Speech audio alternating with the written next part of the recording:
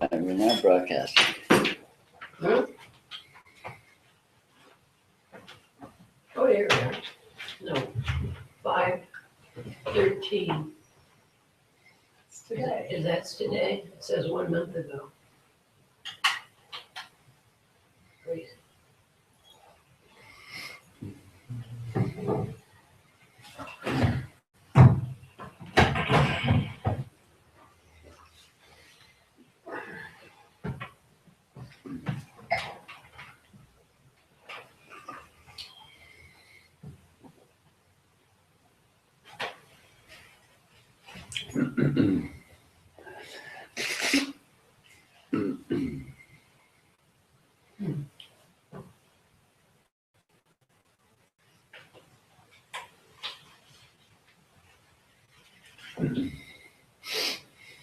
It says it's live, but I don't see anything. I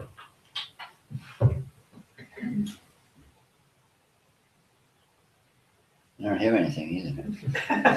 Oh, no, I heard something.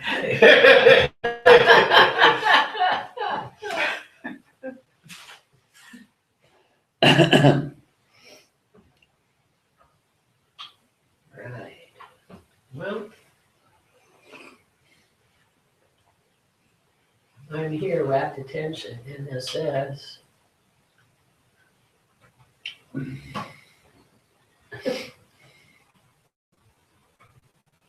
So Peter, I've got a question for you. All right. Why do we do this? You should be asking the mirror. I know why I do it. I don't know why you do it.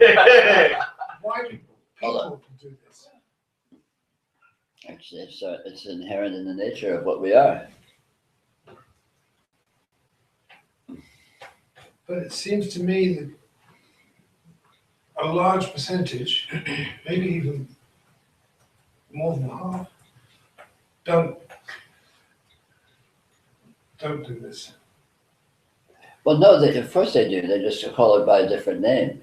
All what this is intensely curious about itself, and everything we think of as activity is a means of exploring and engaging with what we are, as a sort of a voracious, hungry, ultimately exploration. And when one is, at first when it's more immature and naive, it's an exploration with the idea of getting something, with the idea of fulfilling something or achieving something or solving something. And then as we're more savvy to what this actually is, one discovers that the exploration is its own reward, because the exploration itself is the fulfillment of the nature of what this is, rather than actually finding something.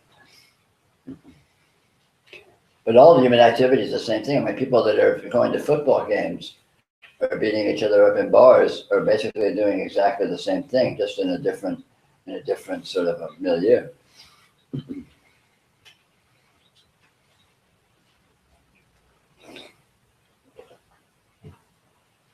I mean, I think the basic motivation of the life force itself is curiosity, is narcissistic curiosity about itself. And so everything motivations are spin-offs of that. And this, when one gets more mature, or what seems to be at this point, let's say, this seems to be a very edgy, precise engagement with it, rather than relatively more inefficient, arguably more inefficient means around about, many other human activities.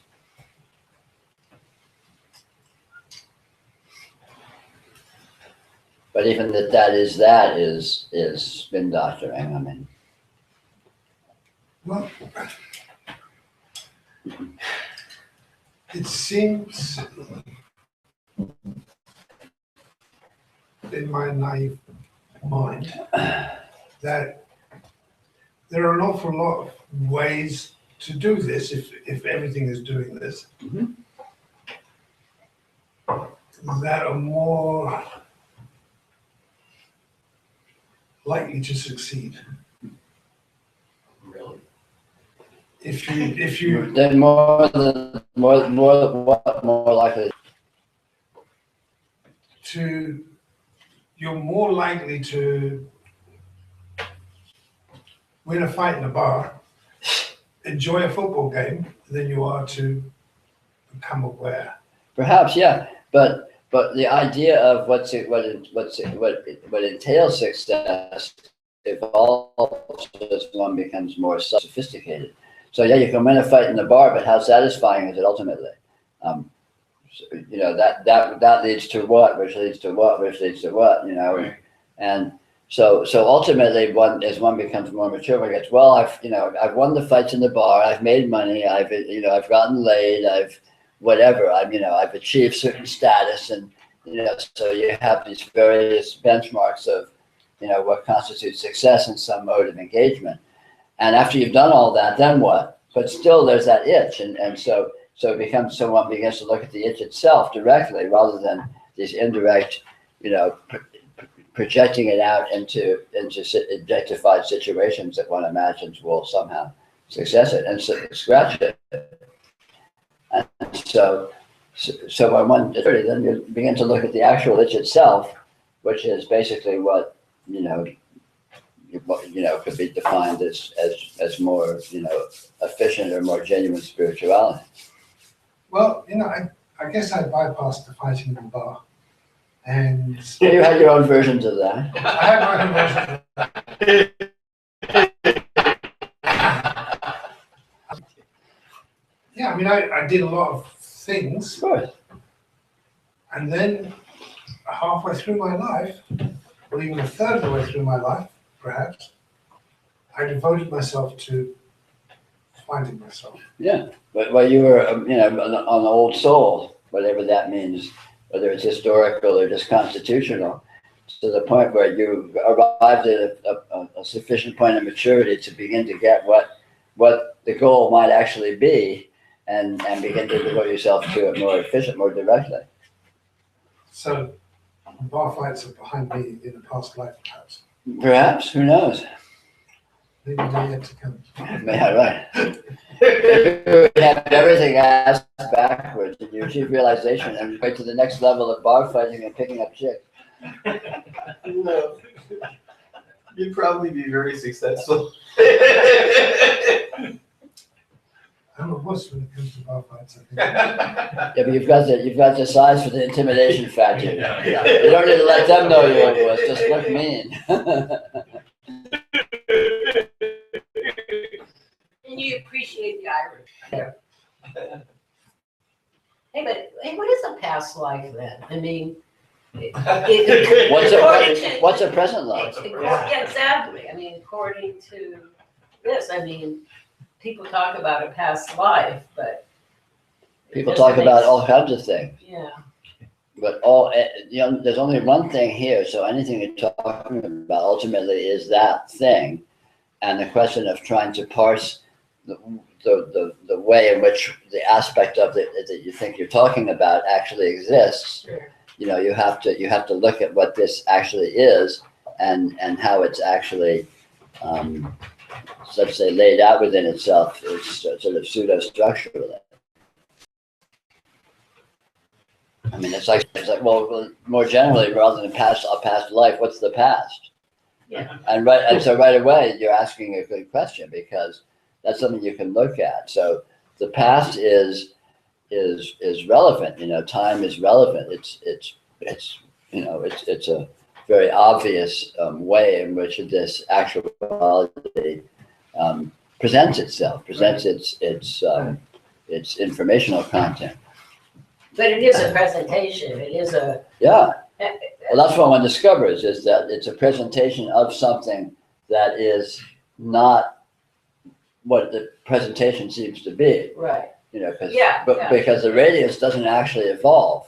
Right. And the presentation seems to be continually evolving. Radiance never becomes different than itself, and yet the presentation is continually becoming different than itself. So all of this.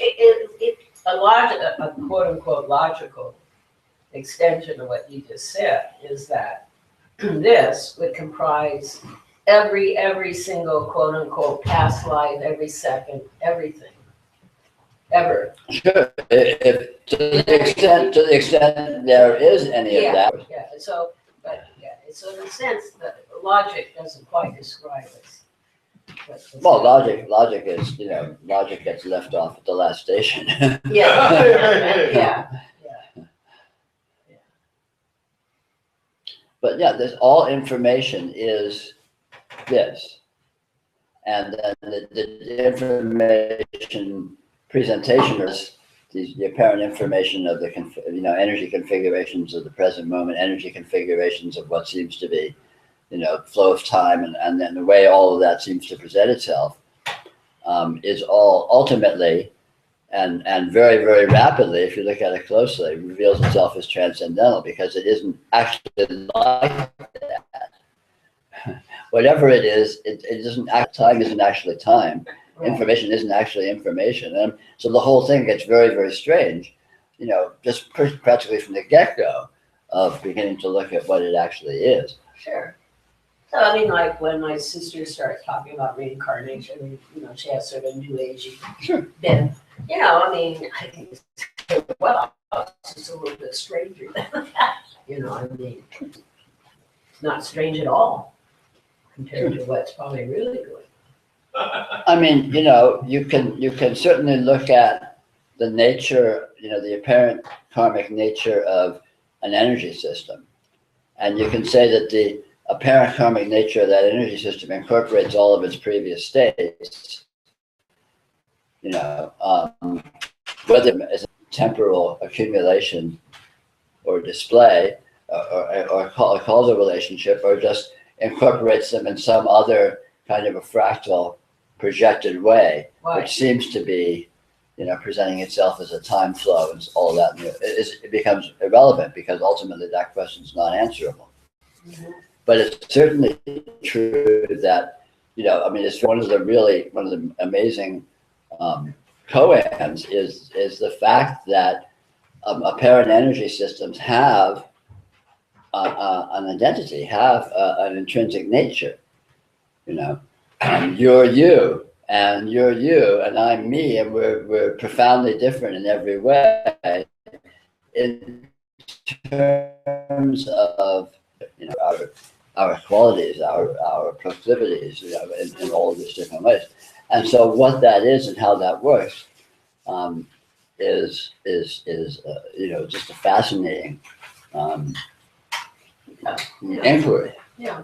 Because ultimately you look at that and you find transcendental radiance, which immediately goes to infinity, and yet you have this presentation as a very sort of pseudo-specific quality or constellation of qualities or natures or what have you, and how that works and what's up with that is just fascinating. I mean, it gets down to the nature, which everything is intrinsically unpatterned. The radiance is intrinsically unpatterned, and yet it presents as infinitely patterned. Right, yeah. I mean, this is the ultimate paradox in terms of sort of what the fuck is going on here. Yeah, I mean, And that is so that's just a lovely and looking at that, all these issues of past lives and individual nature and history and all this is just sort of subsets of that. yeah, I mean, just the fact of living is almost, is just as likely and just as strange as an idea of a past life. Of course. You know what I mean? And you go looking for anything, and right away you discover the actuality completely transcends what you thought it was, in any simple sense. I mean, you were looking for time, and right away it's like, wait a minute, you bit off more than you could chew here, because time is like, whoa, all of a sudden you're off and running. You look for space, you look for, any of these things, and yet they present us without worrying too much about what that such is, because obviously that's very slippery. So there's all of this, there's the paradox of infinite degree of specificity of information, and infinite degree of unresolvability, which always coexists.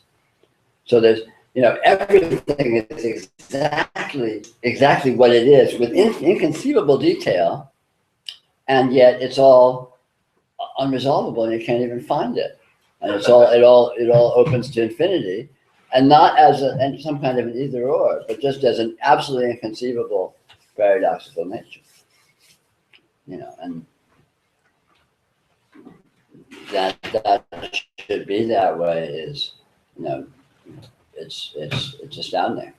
It's completely irrational. It doesn't make there's no way to wrap your head around it. There's no way to theorize about it or anything. But that's really the prime issue, because that's where one finds liberation.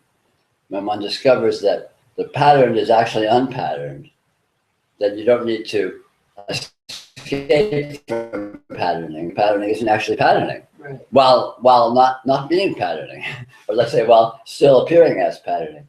And so so karma doesn't actually exist, even though it appears.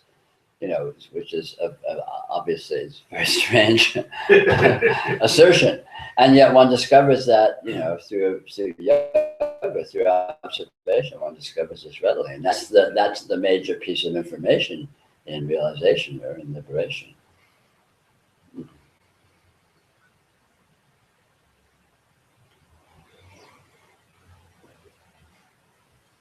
So all these issues about past lives and all of this goes right to this issue of, well, what is this patterning? What is apparent karma? What is this? And as soon as you ask that question, you ultimately get to this paradox, and all of a sudden, the rug gets pulled out from under you. It's like karma of past lives refers to the world of conditioning. Which it does, but more specifically, that anything like that could even exist refers to that there are detectable patterns which could be detected and defined. Right. And even though there's infinite apparent patterning, when you go looking for at any and all patterns, they don't actually resolve into an actual patterning. They all actually reveal themselves infinity of, probabilistic whatever. So right away, whether or not it's past lives or whether or not it's conditioning or whether or not it's this or that, you stumble on this other astounding condition that it's not even there. It's not even anything while not being predicted. So it's a bizarre, it's an extremely bizarre, unlikely, from any logical point of view, condition. Well, speaking about karma, it really is another discussion about cause and effect, and that whole area of cause and effect. Sure. Well, that gets in there. You're talking about ultimately it gets down to patterning. Yeah. So patterning presents as conditions, which are apparent systems, which may apparently have some degree of interaction, may apparently have some degree of temporality and history, so may or may not have causality. And so, all of those notions are on the table when you look at the patterns. But then again, ultimately, when you look very closely at patterning, all of those details get lost in the dust when you discover the more fundamental fact that the patterning isn't even there actually, while not being canceled out and negated. So it's this, it's particle wave duality. Is electron particle or is it a wave? And the answer is yeah. Not it's one or the other, and not even it's one and the other. Just yeah. So It's really, there is patterning and there is no patterning. yeah.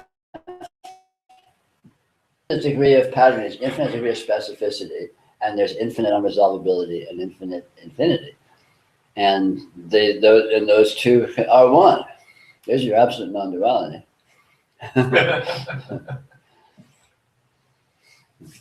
You should write a book about that.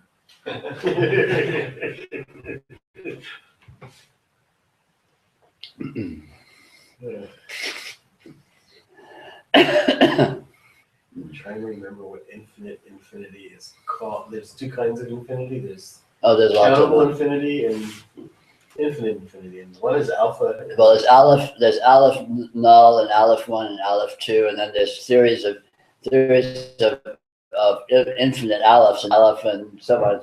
But all that's theoretical, because once you get to infinity, the infinity of infinity is implied. I mean, experientially, not in terms of mathematical logic, where you can, count up the angels that are dancing on the heads of pins all you want.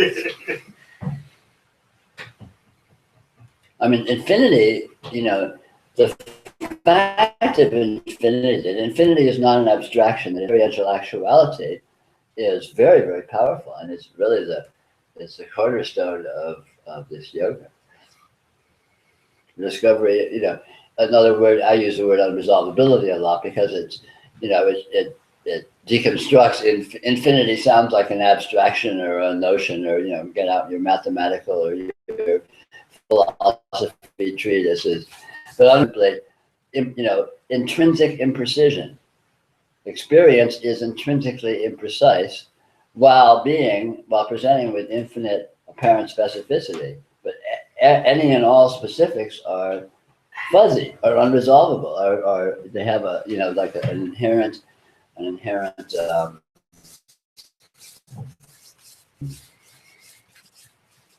well, error is not the right word, but fuzziness. Well, they don't stop. Huh? They don't stop. Yeah, nothing stops. Yeah. There's no boundaries, there's no end. But it keeps going. Well, that's what the word infinite means. It means without ending, without boundary. Yeah, I like to think, when we think of mathematics, we have these axioms. Like, for example, what is a point? Ask yourself, what is a point? And then you think about probably the first person, was pointing someplace and saying, go sit over there, right? So then they pointed. They got this concept that a point is something you point on a piece of paper. But if you really ask yourself, well, yeah, I take that for granted that I know what a point is. What is a point, and where is that point? And you'll just go into it. You can't specify it. Yeah, but so you create the axioms and math, and you build Right. all these complicated reasonings out of it, but it's all based on this. Well, the arguments of math is a pretense of resolvability. Yes. You can define an axiom. Yes. You can define a point is dot dot dot dot dot. And Yes. so this is. Right. But you're bootstrapping that up out of hot air. Right. The fact is, the reality is verified experientially. Experience is the ultimate reality, and in experience, try and find a point. Try and find a line. Try and find anything. You can't find these things. So the mathematical logic is fine, but ultimately just playing abstract games. Right. They may or may not be useful and interesting in various ways. It may or may not be obliquely, related to actualities, but they aren't precisely actuality itself, comprehensively. And we get a lot of use out of them, don't we? Yeah, sure, for sure. No, they're great. It's like language. No, all of that. Yeah. I mean, science is wonderful. So we can fly to the moon, and we can build bombs, and we can build bridges, that don't fall down right away, and we could if we wanted to, and so on and so forth. And so all that's very useful, but the math and the science and the engineers pretend that comprehensively is why it works, but that's not really why it works. When bridges are built successfully, it's essentially magic. It's because people are doing it, and people have the capability to do that, and that real capability is infinite, even if they apparently are using all these sort of logics and maths and abstract structures as part of their apparent process. The actual process is one of direct energy engagement, which is the way.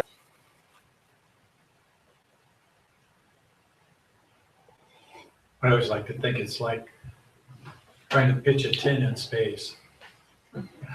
You try to put the hold on it, and there's nothing holds anything, so you just get nowhere.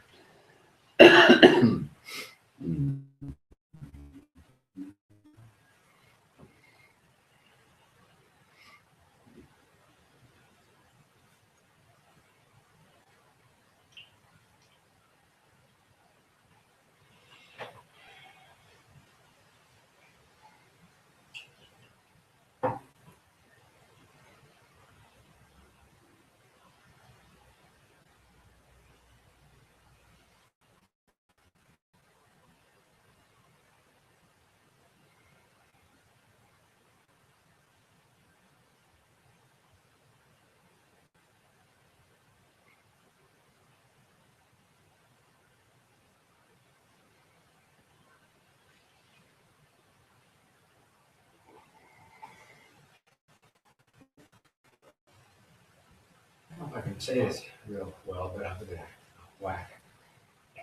The quality of the seeming sense of that something is findable. When it does start to soak in that really never was true, never was possible, that quality seems to take on another aspect. The findability seems to become a kind of something to enjoy. Yeah. A kind of density Yeah. of experience Sure. that you don't no longer rely on it being anything. Right. But you can enjoy it. Well, but see, Suchness. right, but the erroneous fantasy of findability, the actuality of that is the engagement. Even though resolve in other words, the fantasy that you can find something, it becomes let's say a logic or a target in a quest, in an engagement. Whereas engagement is an actuality. Experience is engaged with itself, and that's achievable. Goals are not achievable in actuality. Results are not attainable in actuality, and yet engagement is. Engagement is always, in fact, you can't shut it off. Engagement is 24/7. So when you get that achievement or getting goals is engagement, then you discover true satisfaction, because that's something that actually can be done, and in fact is always being done and can't not be done. Yeah. And So it's the same thing. It is well, ultimately that's what it is. The goals is a complete fantasy. It doesn't exist in the real world, but engagement does, and the quest for goals is in actuality nothing other than, when you get that, then you have so just being on the quest is the satisfaction. Being dancing with the energy is the satisfaction, not achieving some final energy condition. Yeah. Because the final energy condition is a continual dancing with itself. It never ends. It never achieves some resolution. And so that lusciousness, that when one discovers that is fulfillment, and obviously it's just it's the fabled bliss of nirvana or what have you.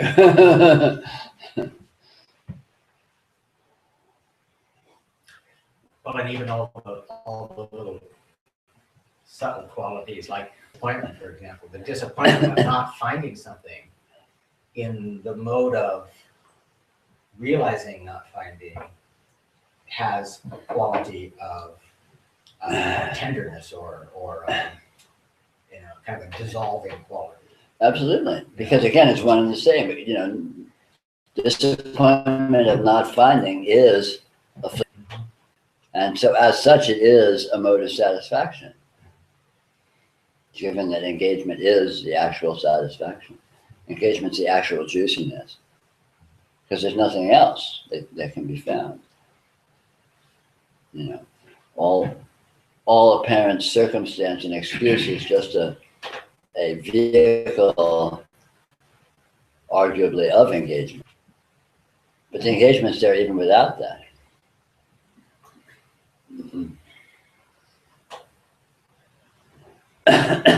So this thesis applies to itself too, because Well, exactly, that's the whole can't point. resolve on what you're saying, but somehow this engagement is taking place. Yeah. Sure.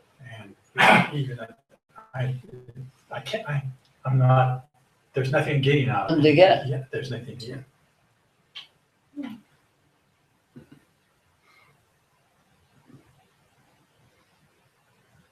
And yet there is a fullness, there is a lusciousness, there is a, a wealth that includes virtually all information. It includes virtually all form, as it happens to, sort of what's the word? Just by happenstance in whatever way it does. But the form is not essential. The form is almost an accident, like an opportunistic inclusion in the engagement. So the engagement always tends to look like a form because that's in the nature. The radiance always looks as if it was form, presents as if it was its patterning. Right, sort of the response. Yeah, but the particular patterning is unpredictable, but the engagement is always predictable because that's the constant actuality. And then whatever the patterns happen, whatever the patterns that engagement happens to present as is just, looks like whatever it looks like. Yeah. You're driving a car, having a conversation, or eating a meal, or getting pissed off at somebody, or whatever. And then you go into a fantasy about how you got there. Sure, which is more form, Yeah. Which again is more convenient expression of the actuality of ongoing engagement.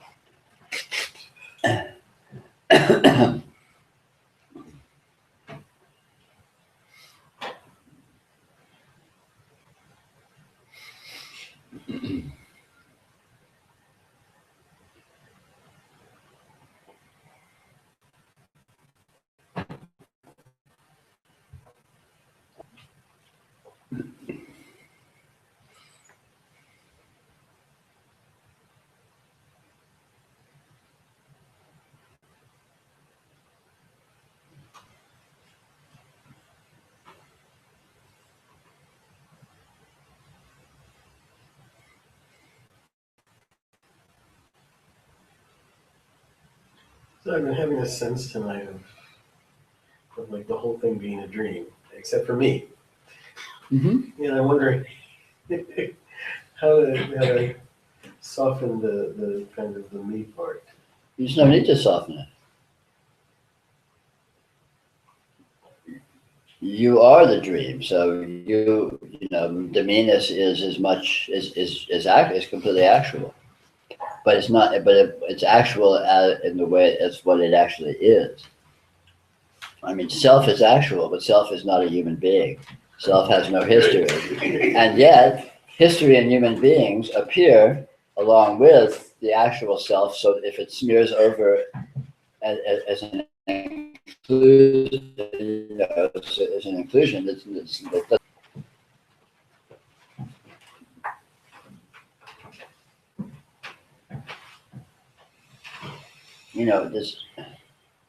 nothing needs to be negated. Sense of self doesn't need to be negated. Personal psychology doesn't need to be negated. All these things are aspects or harmonics of the actuality, which other than the actuality. So it doesn't, you don't need to cancel, you don't need to cut down all the trees because you want to find the forest. The forest is there, and so all the trees are there. Right. And so the trees are a sense of self and a personality and a history and a temperament and imperfections and all, which is just symptoms, just like harmonics of the basic carrier wave of the radiance, which alone exists, but since it exists, the harmonics exist. But the harmonics are it. It's not limited to being the harmonics, but the harmonics are limited to being it. So sense of self is real, but it's real. It's the radiance that's real, and that's its reality. and all the other sub aspects too. They don't exist in isolation. They don't exist autonomously or as separate. They're not actual sub entities. They may seem to be, but they aren't actually. If you look at any apparent subsystem, it's inextricably embedded in a context which ultimately it includes it, and it includes, so they're actually one thing. In other words, if you're looking at the Earth, you find the Earth is in space, and you can't, the Earth is an expression of space, and space is an expression of the Earth. They're one system. So the Earth is not some autonomous subsystem existing in space, which is some secondary system. They are the same system. Space is another name for Earth. Earth is another name for space. So there's no, and if Earth, disappeared or blew up, nothing would have been gained or lost. It just would, the way the presentation of the thing would be apparently different, but the system is still the system. And so the same with, self, ego, personality, embodiment, incarnation, history, all of these things. They're all just harmonics of, sort of partial aspects of the one system, and each one of these subsystems includes the whole system because it's an expression of that system, and there's no dividing line, there's no mode. There's not like. I mean, and again, this is, in terms of realization, in terms of yoga, this is part and parcel of what realization consists of. When one discovers that the absolute impersonal substratum of being is all of its specificities and little things. So this little personality and this little body and this little history is an outgrowth of this absolutely impersonal substratum of being, which includes all of reality. And it is that, it's a continuum.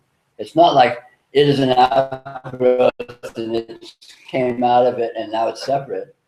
It's like hair on the head of this fundamental impersonal substratum of being, which is what you really are, which is what everything really is.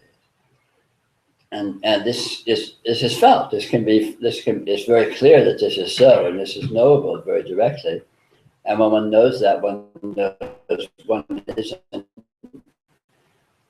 isn't the person incarnate, any of it, one is all of it, without negating the specifics, but the specifics are just, the way it happens to be presenting at the moment.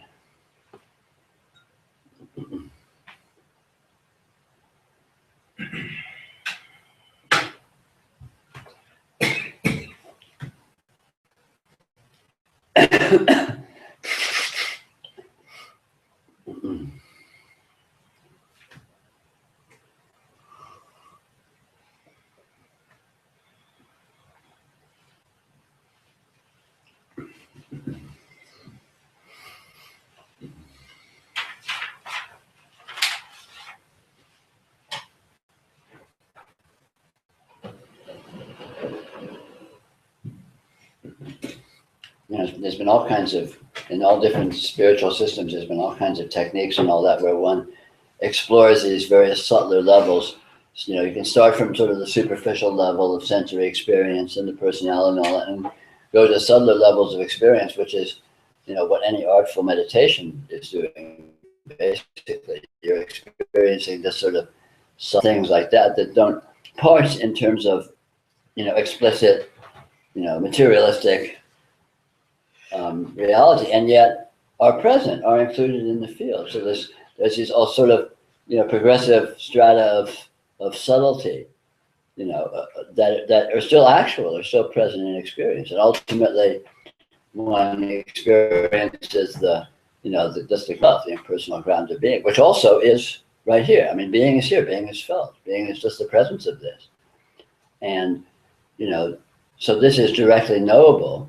And so there's all of these strata, or different portions of the spectrum of the continuum of presence, of being. And one is one of them as any other of them, even if we're used to hanging out in the waking sensory world and and all of that. There's all these other layers are there too, and they're radically different in the way they're structurally laid out. I mean, some of these layers are just a sea of infinite vibes that are non-temporal and non-spatial, and yet it's right here. It's right here in experience. But it's but that's the unconscious. That's not negating it or poo-pooing it. It's just saying, yeah, it is, but it is real too. It is this too. And so one discovers that, you stop being a waking state chauvinist, you stop being a sensory mode chauvinist, and just discover there's all of these astounding modes that answers. And there's no reason to suppose any of them have supremacy over any of the others. But they all present a radically different, implication of organization and structure and so on and so forth. And spatiality, I mean, things like space, time, and causality are out the window once you get to, or up if you want to, structure it that way. A lot of the chakra systems, have it, moving upwards to the ground of being.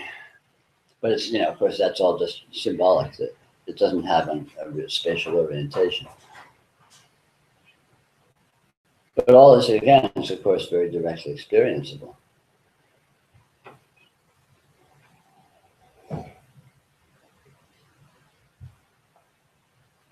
So is there sort of a boundary that one reaches in terms of being rational? Rationality. Irrational? Rationality drops off is on the very surface. Rationality gets there, and language words, and the conscious mind gets dropped off at the very surface skin. It's like if you look at the Earth, where the mantle is the top 0.2% or whatever, the distance to the core. That's where rationality. Rationality, right. Yeah.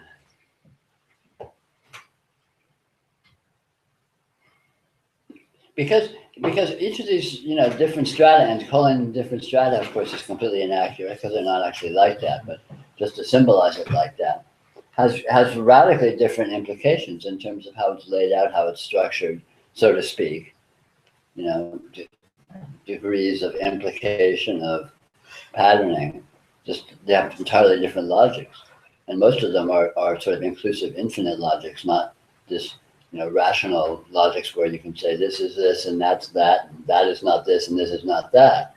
I mean that you just get in just even a little bit, and that's gone out the window.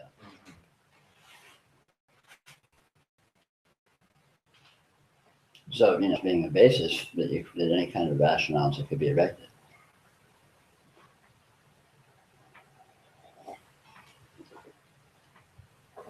Yeah, like, don't they say the energy body isn't that subject to space and time or Well, something? that's what I'm talking about. The energy body is just a euphemism for the continuum of creation.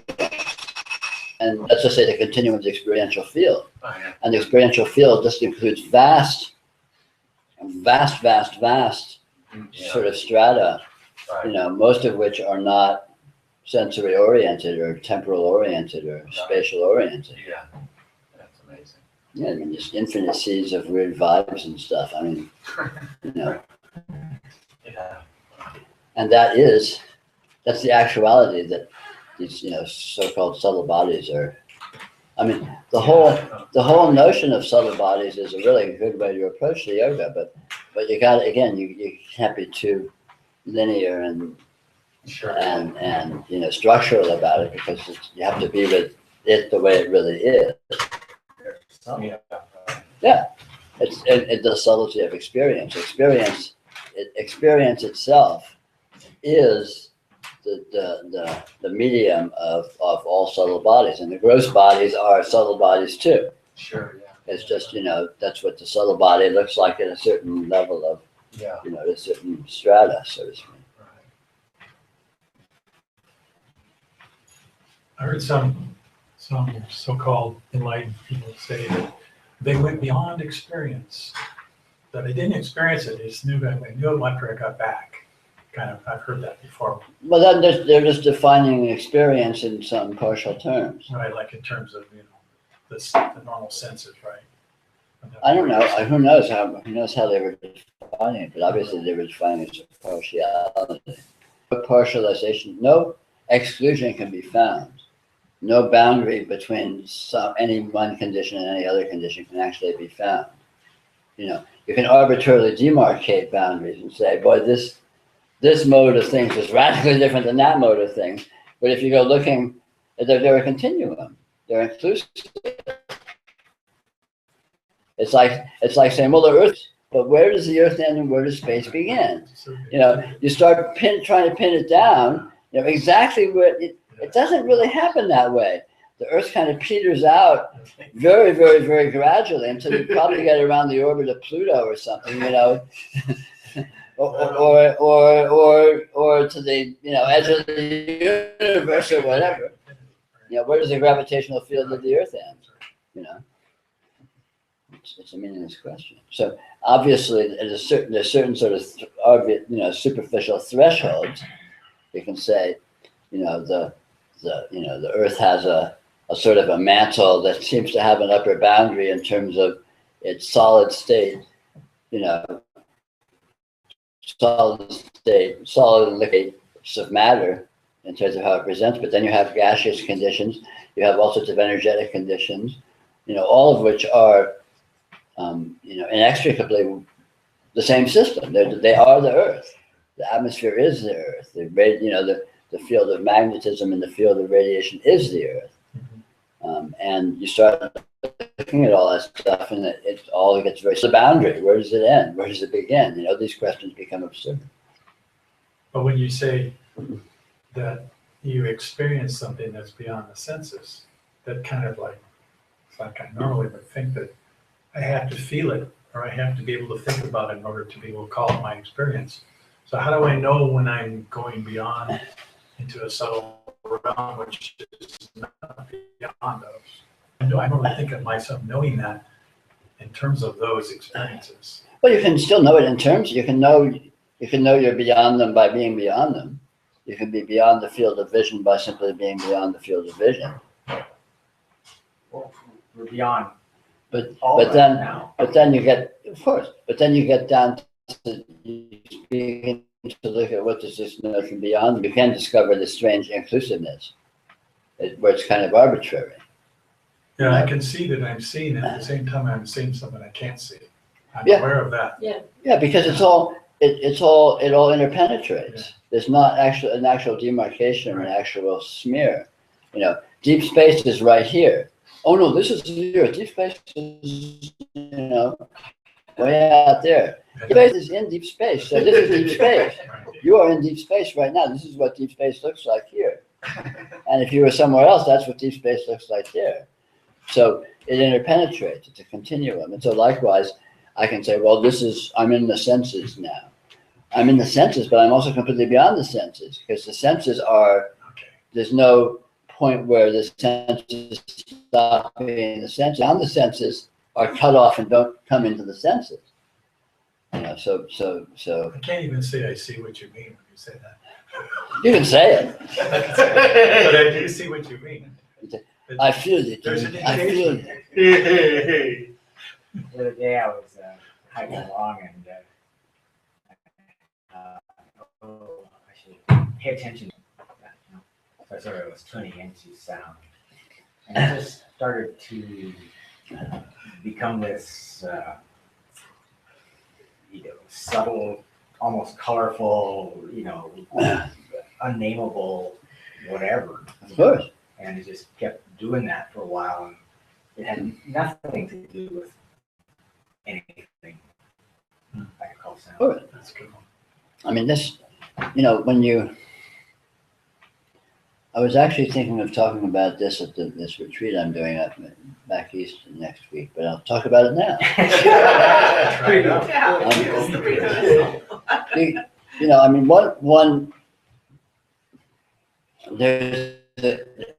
It's kind of heavy-handed and arbitrary enough, but one useful way of looking at this in terms of yoga is you look at these stratas very specifically.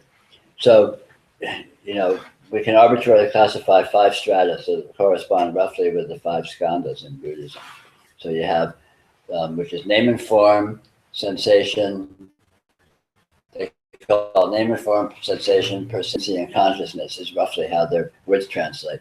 But experientially, what one finds if one looks at the spectrum of the continuum of experience in terms of these qualities, this can be very useful as a it's heavy-handed and not literally true, but it can still be useful as a kind of a map or schema of exploration. So the name, and I'm sitting here and I'm in this room and I'm talking to you and there's a computer here and there's drinks here and I'm Peter Brown and you're blah, blah, blah. So that's that. Then that same thing on the next level up, so to speak, or next level in, is sensation. So at that point, it's just there's color, there's sound, there's sensation, there's all of this live tingling, and it's right here. And that is, it's not like there's one and then you leave that to the other.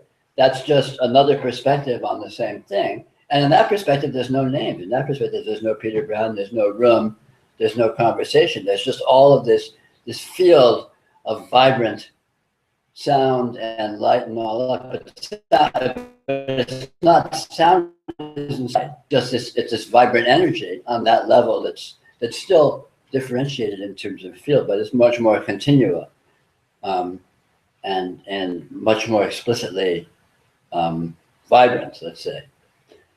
So that's going up one level. Then the next level, you get to the level is like a level of how to communicate.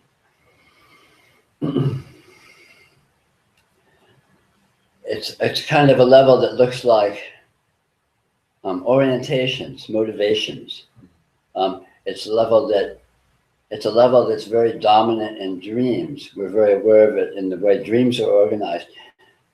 There's an intrusion of the name and the sensation level into the dreams, but basically dreams are, when a monster is chasing you in a dream, before it's a monster, before it's chasing you, it's an energy motive. It's like a vector. It's like an energy vector. It's there. And when there's an urge to attain something or to avoid something, there's these vectors. So this is a realm of kind of primal energy motivations, energy vectors that is always active, and so this is the realm of orientations, of attractions and repulsions, not in terms of specific space. On that level, it's not in terms of specific spatial or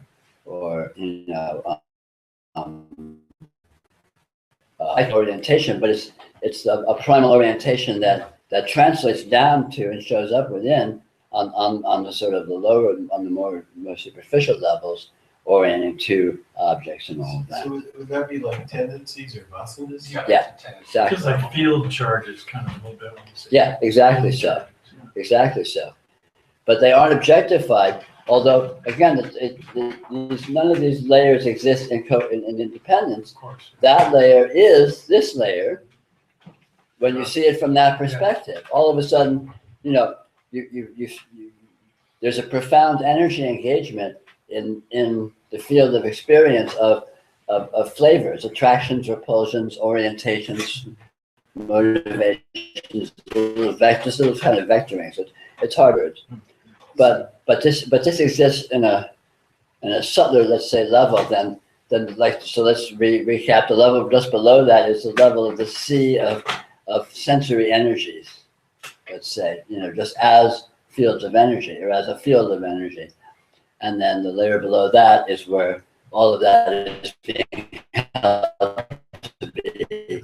All of a sudden you're in the material world and you're awake and this and that. And what So, was the third skandha called? In Buddhism, I don't remember the Sanskrit name, but name and form, sensation is called perception. Okay. And then the level above that is usually translated as tendency. That's what you're talking about species. That's even, Those I mean, even, vectors. but that's even on an even subtler level.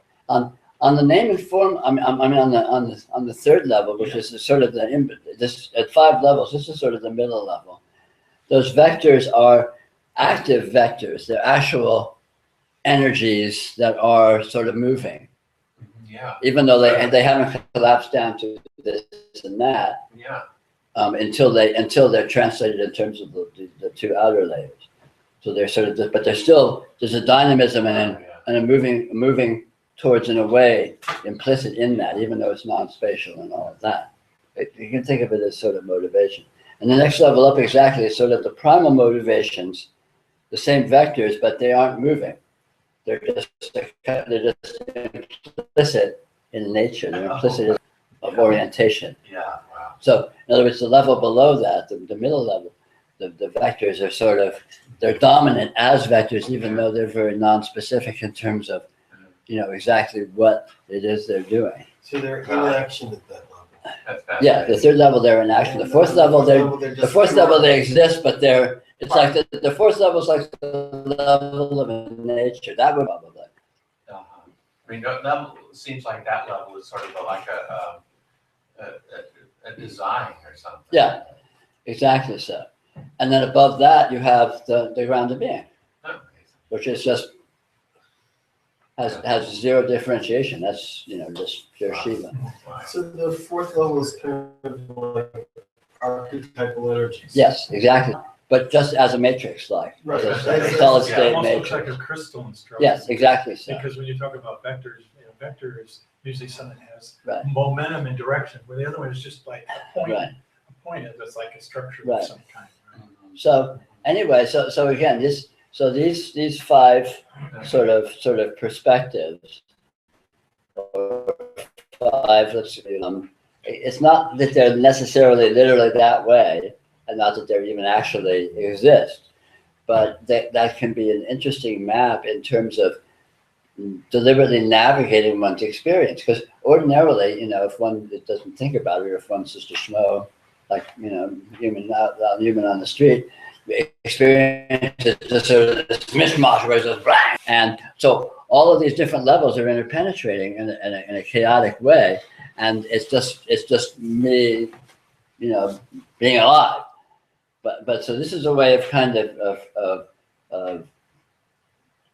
artificially, albeit, but nonetheless, it's a way of separating out the different sort of layers of density to be able to sort of target different sort of degrees of subtlety in the experiential field. And one can do this very kind of deliberately. So you can be with things and literally, be with experience and literally move through these layers. Even if at first it may be largely imagination, where you're sort of imagining what it would be like, but it can, in my experience, it can be effective to do this as a way of kind of priming the pump to sort of becoming aware of the actual subtler energies in a more direct way than we're used to doing, because it's also vague. I understand how to do that in the first 3 levels. How do you do that in the 4th level with the archetype? Well, you start that at that point you're impersonal. Yeah. See, that's very interesting. See, that's where it starts getting really powerful. So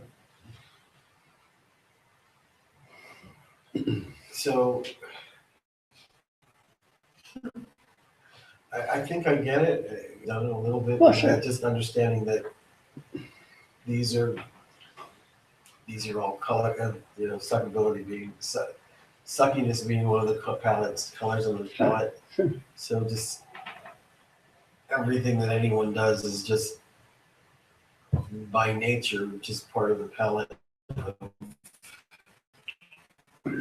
of what humans can.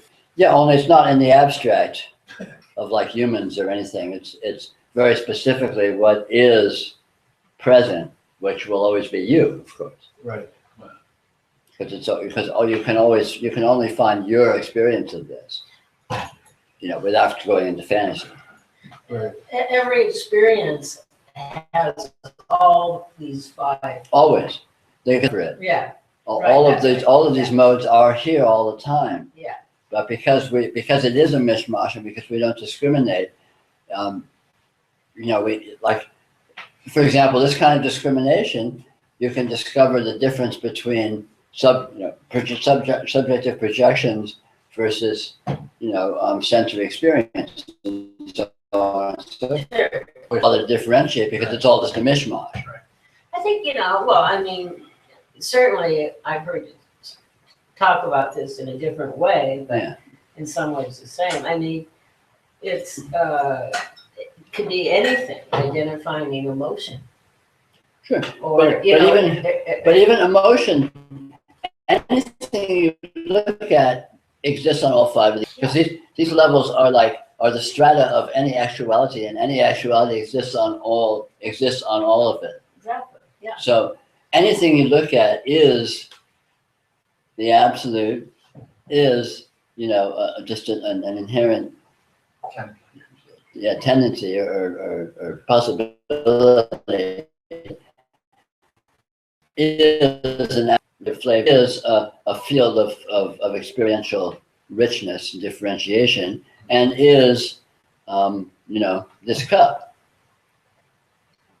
So this cup, I can see this cup on any of these levels very specifically, and it changes drastically. It stops being a cup, basically after the first level. The first level, it stops being a cup, but it's this wonderful, field of blueness and coldness and hardness and all of that without the words, with what that actually is. But the next level up, that's gone. But it's not. But it's there. But it's not nothing. It never becomes nothing. But it stops. But there's no color or form or texture at the third level. But it is what it is that way, and so on and so forth. And you go up to the top, and it's just the absolute. Well, what would you say of it in the third level? Can't say because it's not a verbal level. It's a let's say it has the degree of my involvement with it. Put it that without bothering to say what that means. Can you say that again? It has the degree of my involvement with it. It's What it is to me. Oh, yeah. In the most general terms. That's great, right? In the most general terms, without Right. qualifying that or specifying it at all. So there is a certain flavor of that, whatever that is. That is the dominant aspect of the third level. Yeah. And then the fourth level begins to get, very, from the material level, one might say it gets very abstract, but it's not abstract at all. It's very concrete. But it's completely transpersonal, and it doesn't translate at all well into any notion, anything we could talk about. So it's more than a template, it's more like a realm of a slew of possibility. Yeah, you can look at it as template or that, but Yeah. see the actuality of that rather than the idea of that. Right, yeah. Yeah, it's a Well, all of this is that crystalline, stained glass. stellar, Right. radiant star, like a mandala Oh, yeah. Right, or something. Yeah. And then the fifth level, of mandala, is just pure being. Right.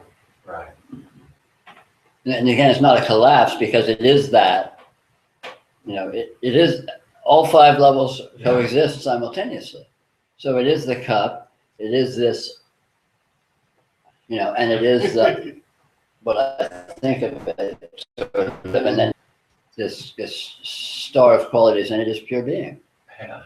And all of those can be found concretely in this experience, not as abstractions, not as like trying to shoehorn it into, And at first, when you play with this stuff, like I said, there may be a certain amount of imagination involved where you imagine, well, what would it be like if I, but eventually you can find this very directly.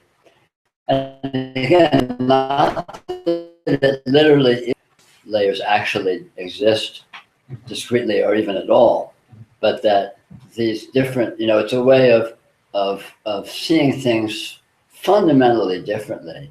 And it's a way of getting away from the specific material level and even the sensory level for adopted. Language and definition falls off after the first level. Nothing is anything then. It's just a sea of experiential flavor.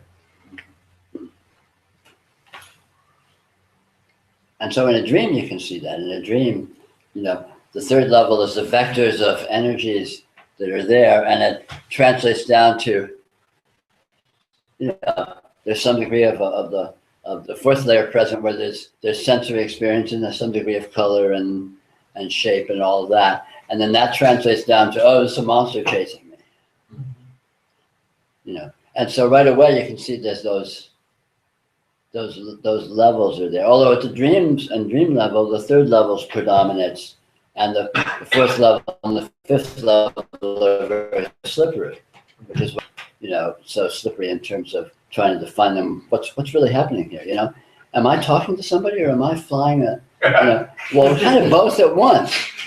So the fourth and fifth layers are kind of not really. They're there enough to sort of flesh things out, but they aren't there enough to really be locked in, unless you go lucid in the dream, in which case, which is basically dragging the fourth and fifth perspectives, making them more manifest.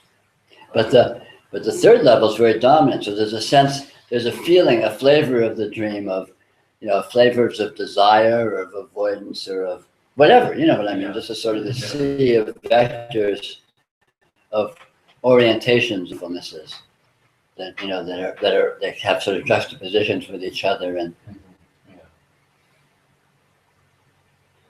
so. But anyway, so the exercise, playing with this stuff is in any moment, in any experience, you can tune into, well, what if I take this experience, of looking at this or of talking to you or of holding the cup or whatever, and I sort of shift gears to these different levels, what does the experience actually consist of?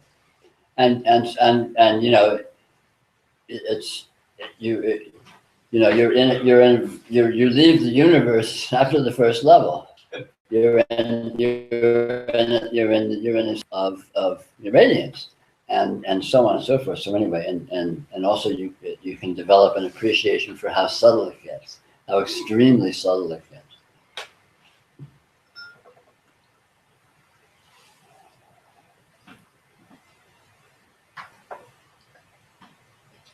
But despite all this theory, there's still only one level. Oh, yeah. But it's not one, it's... This is it. Yeah, this is all of that. That's a way of sort of partializing this or targeting. Mm. It's like a tuner in a radio. You can tune the different stations, but all the stations are here.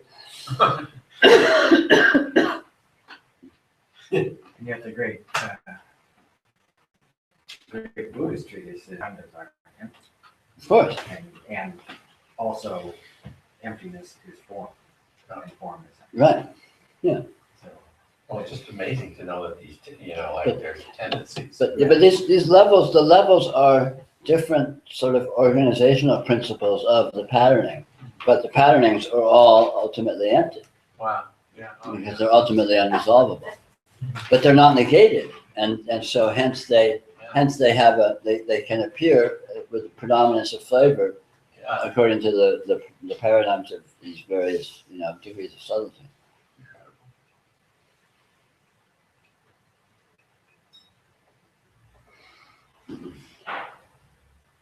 Oh, it's break time. Hey, you overshot the mark. I've overshot the mark. So we're going to take a 10-minute break. Be back in about 10 minutes. If you're watching this video in not real time, whatever that is, you might want to fast forward 10 minutes. And otherwise, we'll be back in 10.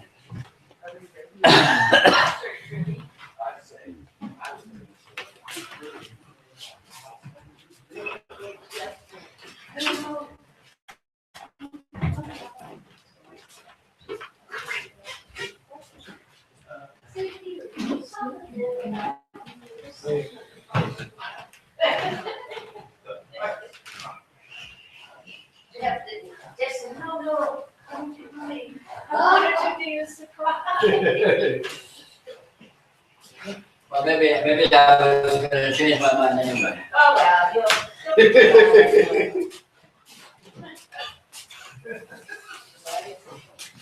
Big gotcha. So there's a namaste on Friday.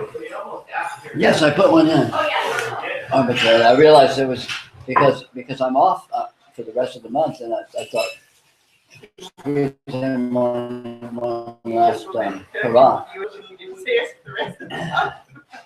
Well, it's a little redundant since we're doing this today, Yeah, but Peter's in town, and besides which, it's just one more. right. Because I'm gone for How long a does couple Peter of do? weeks. He's After leaving. lunch. He's leaving after Right. Wednesday. I just have to know, I'm just not gonna schedule stuff. Oh, I'm sorry. Did I? I'm a client that's gonna put you around. Sorry. I'm generally more consistent in terms of scheduling well in advance, but not always. I'm happy that it's there, No, and whatever. I'll just push her around. It's like, oh, Two clients are for, right? what? Two clients are for, right? Yeah.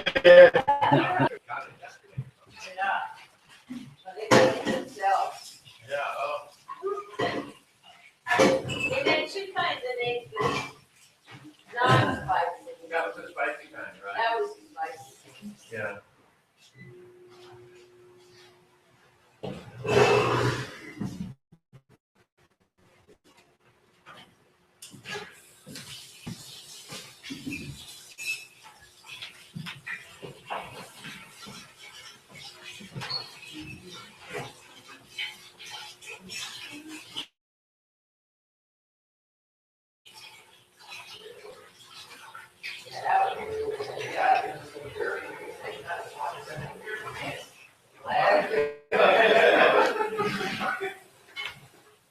Did that what? Oh, yeah, right.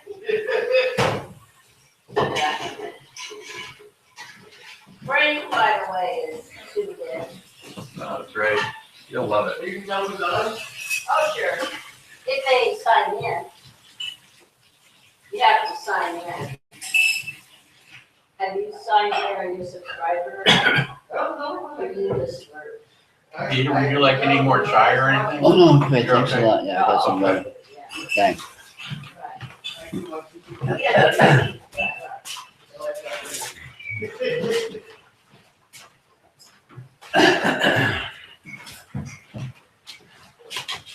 That was worth coming down.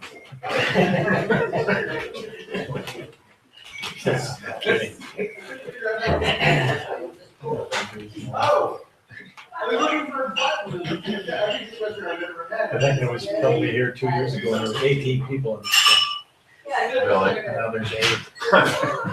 A small but dedicated person.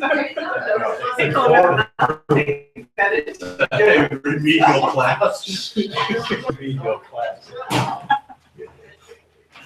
Yeah. It's astounding. I have some jars. Astounding. There's left. And but where's the jar at? I have trouble believing there'll be any left. No. Around here. I think there's left. Because I mean, there's not that many people here. I didn't know you took notes. I'm doing a whole variety of things. Okay. You're writing your thesis. I'm looking for Seattle Retreat Airfares. Oh, I'm I see. working out my calendar for Multi- June. Multitasking here. Yeah.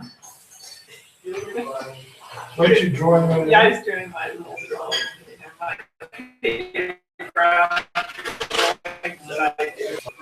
Should publish those. And then also, I was like, Yeah, there'll be an exhibition coming up. And well, I was thinking if I came to Seattle, I could bring some friends with me. Are you gonna come up in June? I'll try. Good. Yeah. The weather should be pretty good. yeah, I got the opposite. With global warming. Yeah. Last year it was good. Well, that was August, I guess. But it was August is the best month Right. for us, but June has been better lately. Okay. I mean, June used to be really cold and rainy, but now it's changing. So Right. so drastic.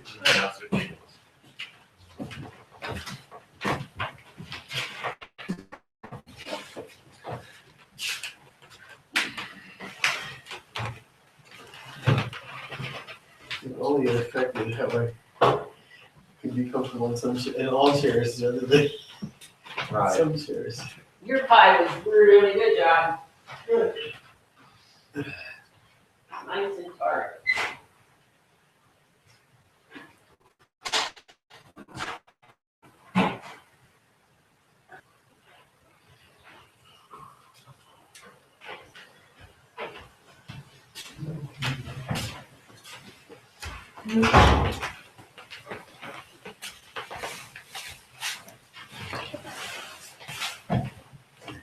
This chair definitely works.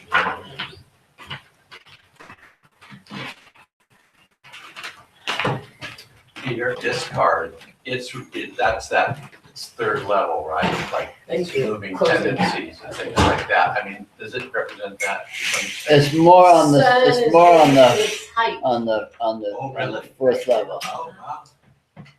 The fourth? Yeah. Yeah, Wow. because basically the ones are all the fifth aces, Yeah.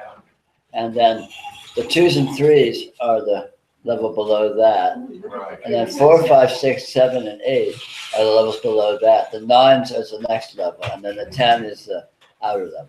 Oh, 10 is name and form. Yeah. 10 is name and form. 9 is just the sensation, and then 8, 7, 6, 5, 4 is all in that middle band there. Yeah. Was that the perceiving level? Well, it's the level of sort of energies, energy orientations. Perception, you were calling perception Yeah. level. I can't Well, remember. and the way the Buddhists call their skandhas, the word that they use is, the way it's usually translated is like, with the inner is name and form, sensation, perception, tendency, and consciousness. Oh, right, right. So you can say, name and form, so there's a cup, and then then the sensation of a cup is the next level up. Right, And the tendency for there to be a sensation of a cup is the next level up. right. And, or no, The perception.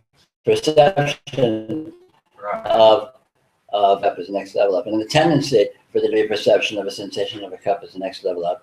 And this consciousness of Right. a tendency for the, Yeah, right. So that's interesting. So the two of this is actually more on the 4 level. Yeah. Wow. Sure. Yeah, it's right off the 1. because that's what I tried to say. So it's a very prime of manifesting of the earth, Yeah. but it's completely not locked into any specifics at all. That's amazing. So it can be, it can opportunistically show up as anything. You know, you start getting into the higher numbers, it begins to get more and more locked into being specific. Right. But the lower numbers are more pure. They're more like a, sort of they can thing. Yeah, right, yeah. It's incredible.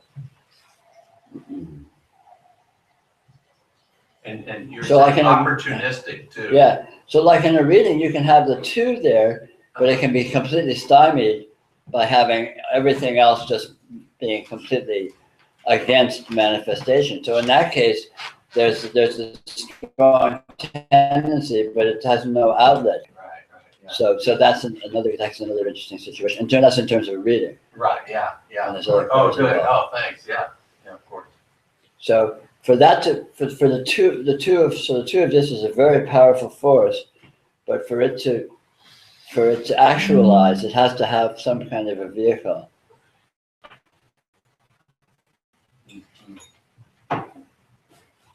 But when it's present in a reading, it indicates a powerful vector towards structure.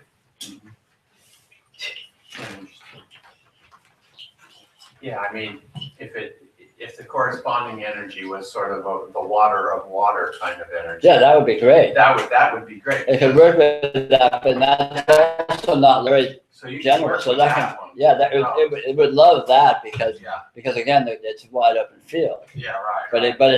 it's water of water is like elevator down. Yeah. It's like right. elevator going down. Right, And so the two of this would just hop on that ship, and they would be like, yeah, Right, that whole- yeah, because that's what it wants to do.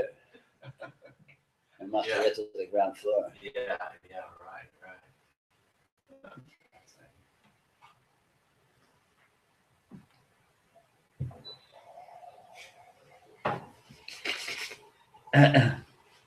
Well, shall we reconvene? Formally, technically, whatever that means.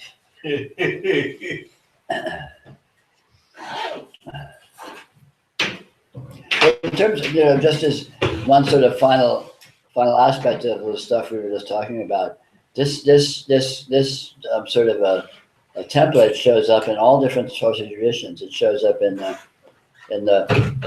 yogic traditions as the different chakras or the different lokas. It shows up in in Buddhism as the skandhas. It shows up in occultism as the subtle planes, the etheric plane, the astral plane, the mental plane, the causal plane, these kinds of things. So all of these systems, all of these yogic paths or magical paths have correlations of this same the same aspect of this kind of the virtualization of the degrees of subtlety of actuality, and that these different subtle layers are incorporated in the less subtle layers and vice versa. yeah. That's just as an aside, just in terms of, if you happen to be versed in any of these kinds of backgrounds.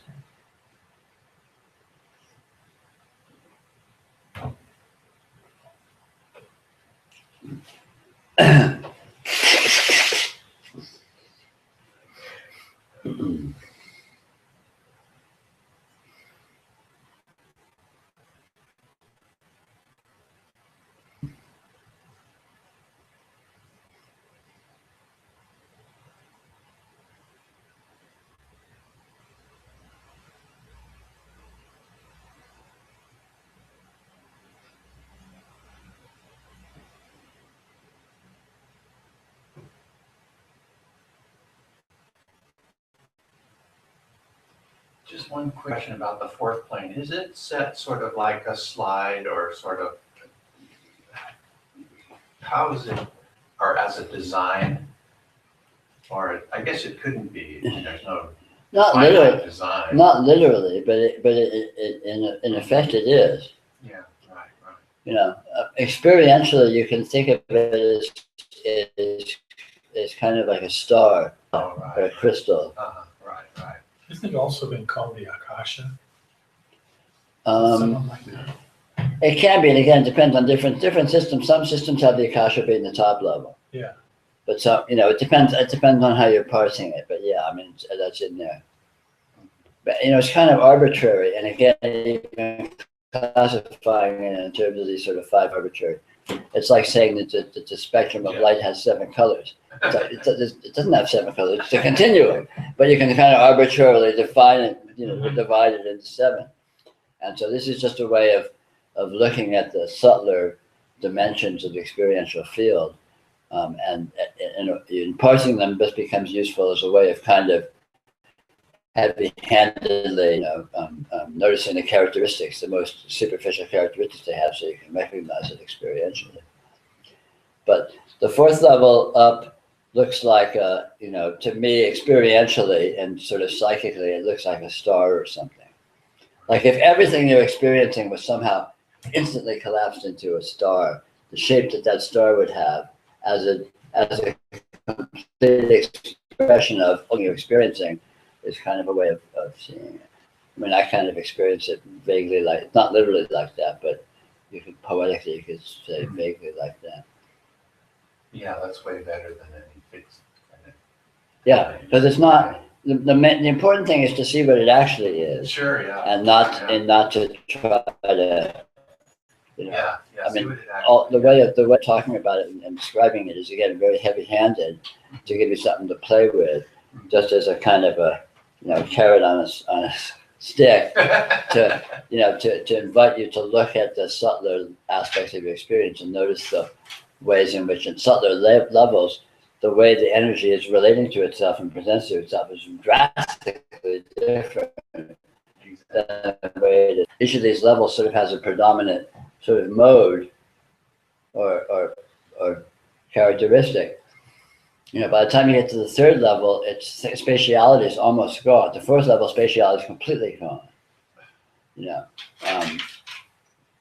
And at the third level, temporality is gone. And so you can kind of look at, just sort of look for yourself at what experience looks like from these subtler, perspectives. Yeah, that's interesting. You said the spatiality was gone. What I was seeing was sort of like a flat surface with no depth to it. But it's not even flat. It's not anything. There's no space. There's no smear. It's almost like a texture almost. Oh, third level, no. Yeah. The fourth level. Yeah, texture. It's like a texture that is differentiated Yeah, by texture. Yeah. And, again, as John pointed out, these things don't actually exist and they aren't actually even separate. But it's another way of sort of getting a handle on, even what you can't actually get a handle on, but it's a way of pretending to get a handle on the different ways that this can be. Like, I can look at this and say, I see this as absolutely nothing. Yeah, there is that perspective. I can say, I see it as, sitting around Pam's living room talking, and there is that perspective. I can say, I see this as a sea of vibes. There is that perspective. And I can concretely see that. Not necessarily, I mean, it's all sort of jumbled together, but, it's possible to see it that way. So this kind of a schema is a way of heavy-handedly, deconstructing that to sort of train sensitivity to being aware of some of the different perspectives that we may not be used to. It's actually experience, not seeing. Yeah, experience. Yeah, absolutely. Yeah, seeing is a euphemism. Experience. And experience is a euphemism for subtle energy and self-engagement.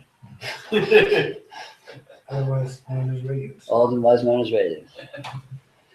Radiance dancing with itself.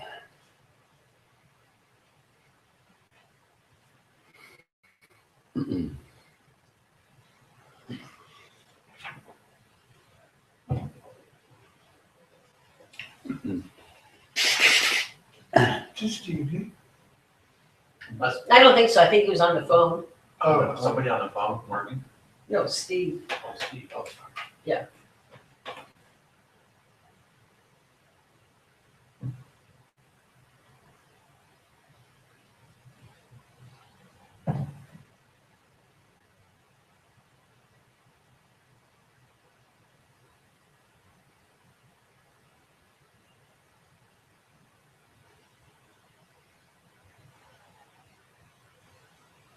Peter, you have a link on your website to some of our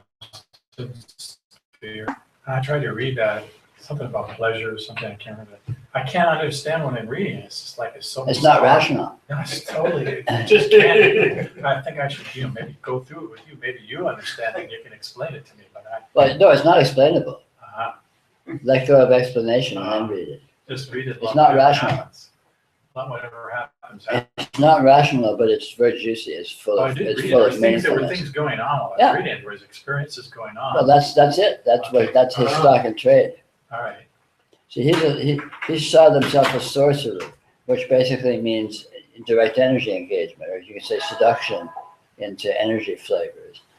And so he used, his writings and his drawings and so on were just media for sucking you into these energy flavors Oh, that are completely beyond rationality and beyond, words, even though he's using words and pretending to.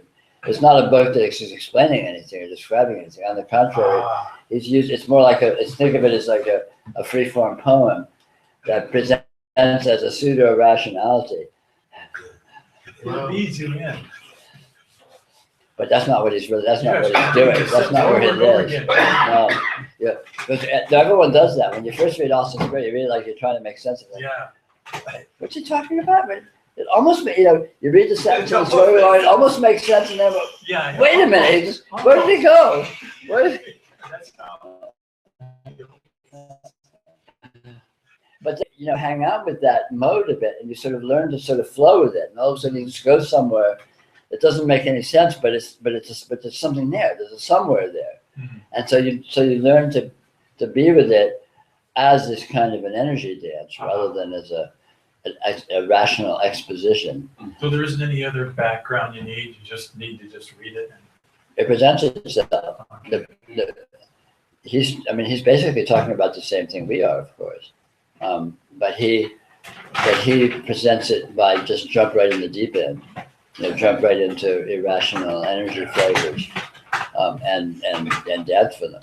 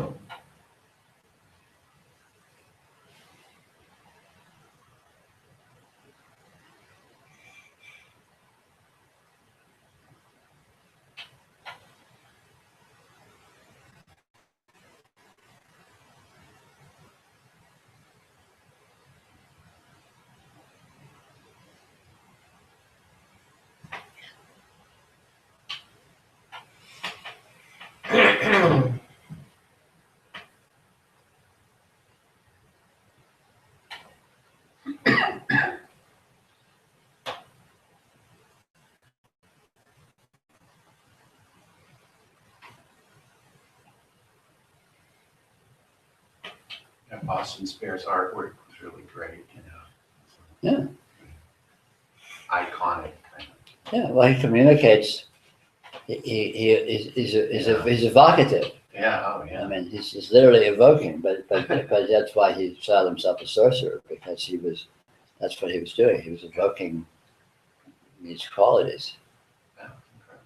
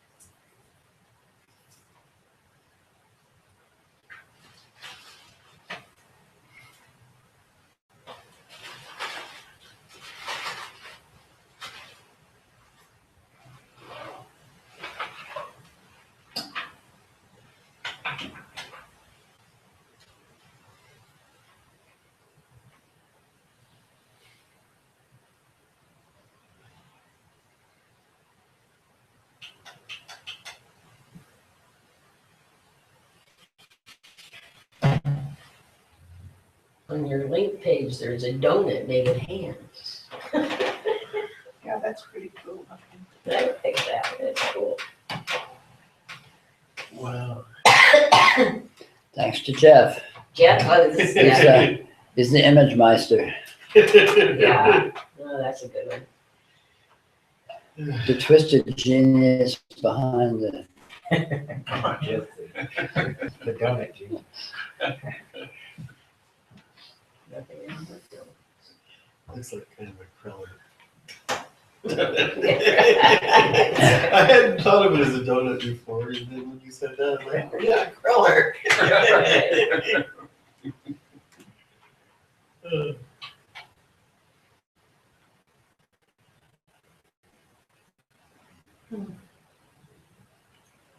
It seems like there's a kind of an adjustment period as progression happens.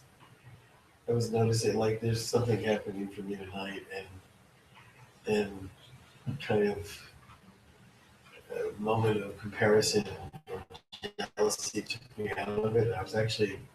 I I don't know, for a bit. Like, oh, good. Hey, I can be a little more normal again. It feels pretty good to have a break. No, yeah, and yoga can be intense, especially, in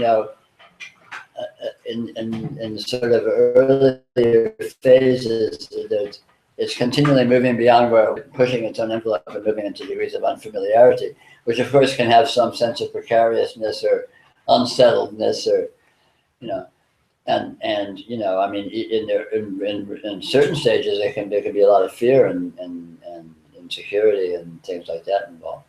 But all of that is just sort of transitory modes, and it's all not about the experience itself so much as the contrast with prior experience. Right. It causes a disorientation. It's like, wait a minute, this is different than that. And now that feels familiar. And what's up with this? But then of course, familiarity breeds familiarity, and so after you sort of settle into, to some degree, into a looser or different, let's say, different sort of a paradigm, that becomes familiar and becomes relatively comfortable. You develop a confidence of manageability, or that, hey, this is doable. I would have thought this was really weird a while ago, but in fact it's pretty doable. It's kind of cool. I was just feel your body as a really solid, normal kind of thing, and I did that. I was like, holy crap, I haven't been like that for a couple months now. Back then it was normal. Yeah. But those perspectives are always available. Nothing is irrevocably taken away. What all one really discovers is options and a lot more flexibility, but nothing is actually taken off the table, and nothing is ripped away. It's just that you become freer and freer to hang out in any different kind of perspective, even perspectiveless perspectives and all these kinds of things. But you don't have to. It's not like you have to. You can hang out in a dull human normalcy, and that's no harm, no foul. It's all good. Yes. You can't actually hang out with a dull normal. Well, you can pretend to, which is all dull human normalcy consists of anyway. I had this dream last night where this very cool dream where I was telling all my friends, my God, you won't believe this, And I said, you can just take anything, and I took like a glass or something like this, and you can just its primal nature it can become anything, and I just turned it into a fork or something. Mm-hmm. And everybody said, well, you're just holding a fork.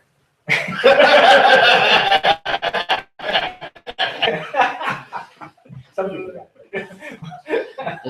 There's a profound message. Where's the spirituality stuff? You guys are just sitting around bullshitting.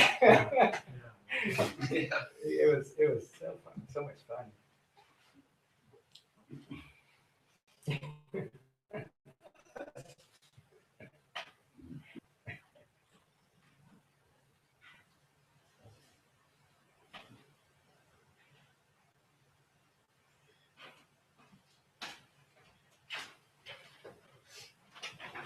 Getting back to my original Yes, you were. original thing, which is why we're here. But he answered that earlier. I know, but There's no answer.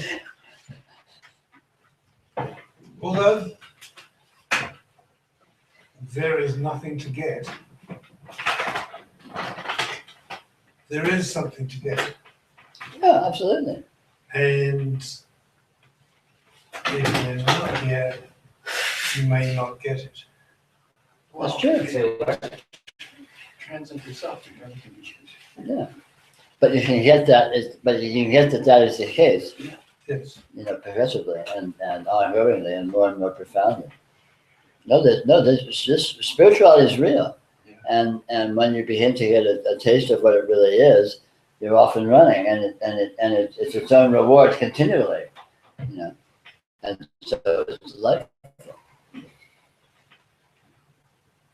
but it is subtle. It's not something that you can necessarily pull out and show your friends and impress them. It's not, it's certainly not, but it is something learnable.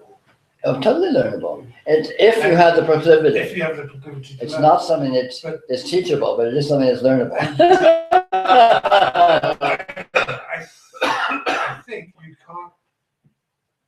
you can't foster the proclivity. I It's don't think either so. there or it isn't. Yeah, I think it comes- I don't know that. I mean, I think Well, the way I think of that is it's like a maturity, and it's like with maturity, you can't contrive it. Maturity comes by maturing. Sure, yeah. And when there's sufficient maturity, then there's maturity, and It's a fourth level thing. Just well, it's like all that. It's set in there. It's all that. I mean, that's just the nature. Yeah. You know. What do you mean by it's all that? Everything is that? Or- Well, you know, in talking in terms of the levels, it's not like any phenomena is centered in has a center of gravity on any particular. Okay. You know, every phenomena shows up across the board in every paradigm in the way that it does. But I understand the analogy of what you're saying. Readiness, maturity is something that is, you know, that the system comes to. The system comes to a relative state of maturity, and the nature of what this is it presents us systems which are ongoingly progressing in maturity, because that's all that's happening here. This is intrinsically maturing with being with itself. It's learning how to be with itself more and more skillfully, which can be called maturing as well. And so all of which is, of course, embodied in the crystalline structure of the causal body, you could say. You know, I mean, that you get a readout on that level, so to speak, of the nature. It's like looking at a person's astrological chart or something. Oh, yeah, right. You know, it's like a matrix of energies that show potentiality and show capability and show impediment and all of that. Mm-hmm. Yeah.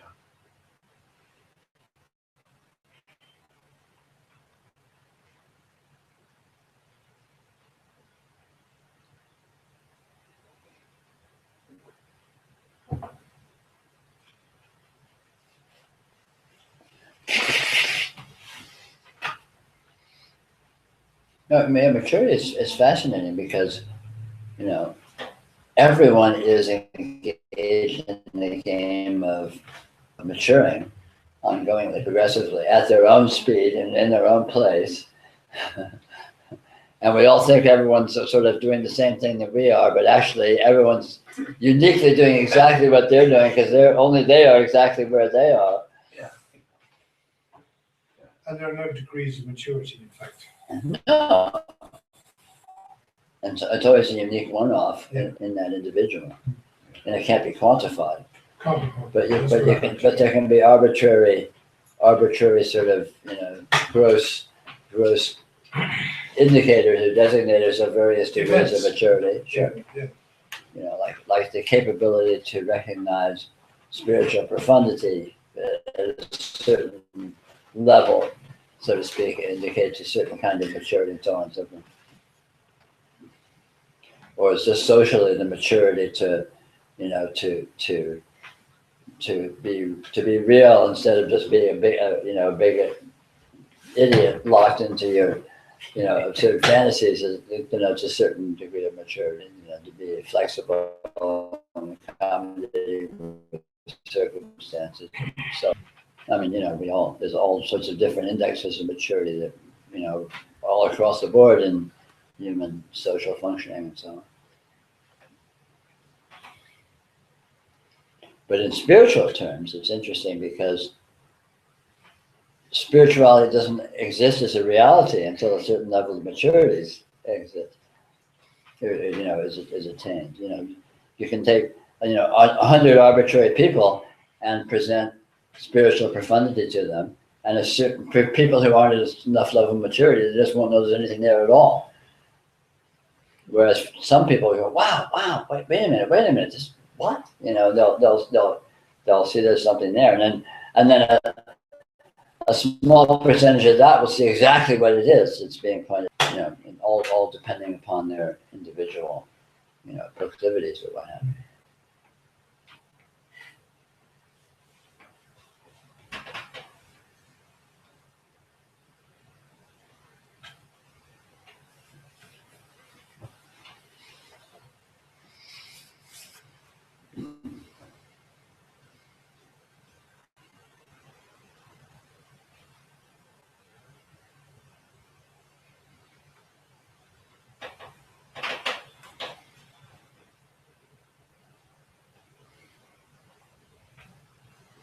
And then, amusingly, there's all the magical, synchronistic, karmic, alignments of circumstance, current way and time for things to, click and so on and so forth.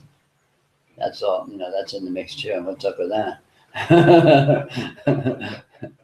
Try and figure that out.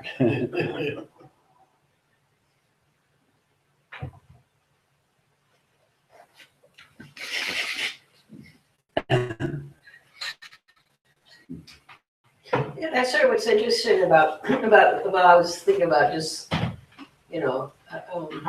we use the word yoga.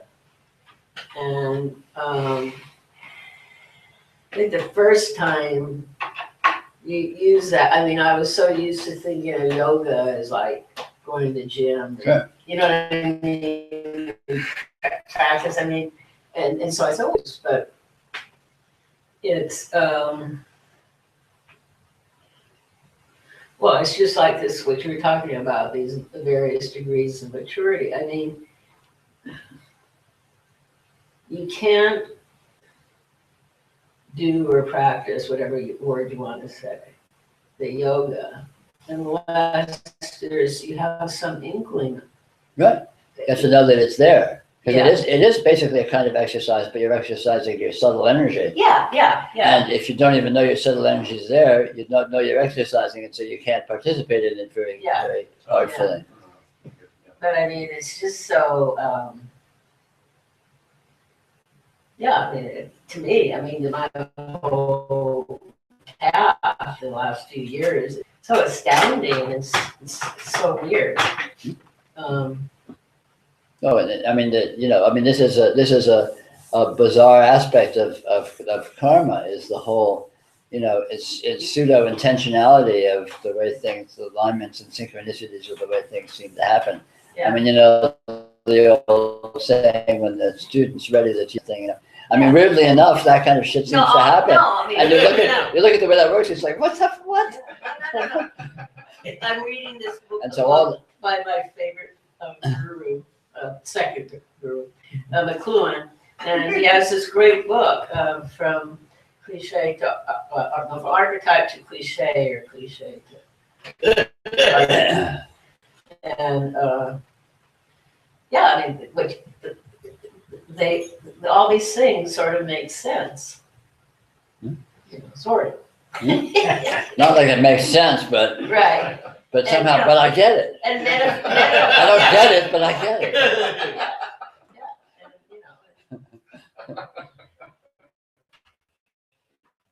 That's the cliche.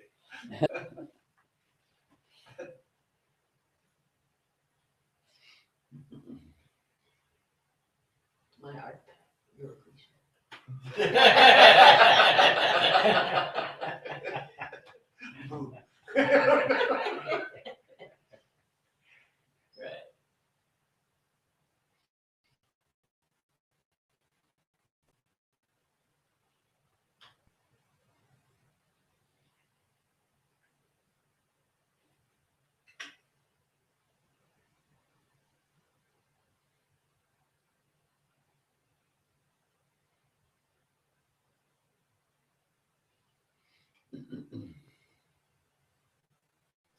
Peter, you often talk about the other yoga, the Yana yoga. She sent me a recent, little pamphlet talking about that. And I guess it's kind of like what you've often talked about, doing the math, actually doing the critical thinking. Yeah. Well, what does that mean? In terms of what we're here for, so to speak? What is it doing the math? It comes, it's a matter of inclusiveness of all the aspects and all the details. So you can get things in broad strokes, which is fine. But the kind of mopping up or cleaning up is sort of going back and really crossing the T's and dotting the I's and really seeing the way all the details fit in, which is often done sort of retroactively. You know, yogic progress, so to speak, often occurs with this sort of a rational leap of insight with sort of a wow factor, and they're like, "What just happened?" Yeah. And then there can be kind of a feeling around and looking around and say, "Oh wow," kind of, and then sort of take stock of what's what and how things work and how does that fit in with that and all of this. So I guess that's something along the lines of what you're talking about. In Zen, the whole koan curriculum, the whole work that folks do with this whole series of different koans is highly related to what you just described.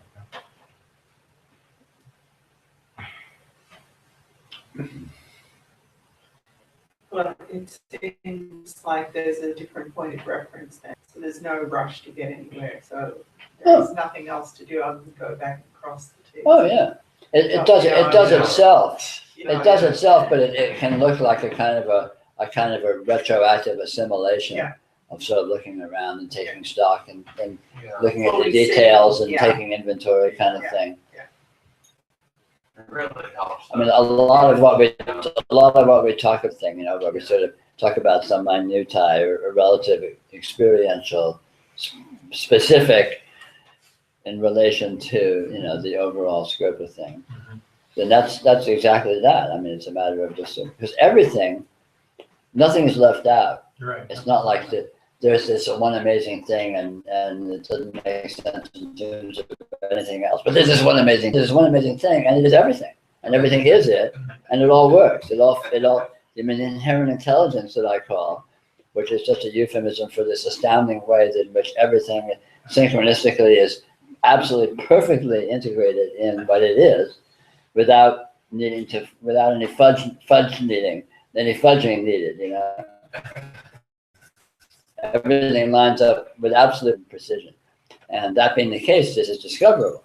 But you discover that by doing the math, by looking and looking at the way in which that's so. And again, usually it is after the fact. Usually you kind of get the insight first, and then you reverse engineer what the implications of that are. I think experientially, I don't know.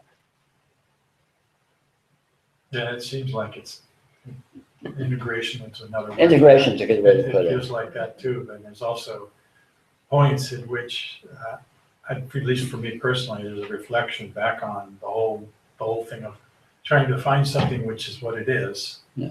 And what's with that, which is the whole thing, trying to find itself. Yeah. What's that? And then Yeah. No, it's recursive. So yeah. when you're looking around at it for it, it goes back to its own core and there's another quantum jump into the whole thing. It's very nonlinear and strange.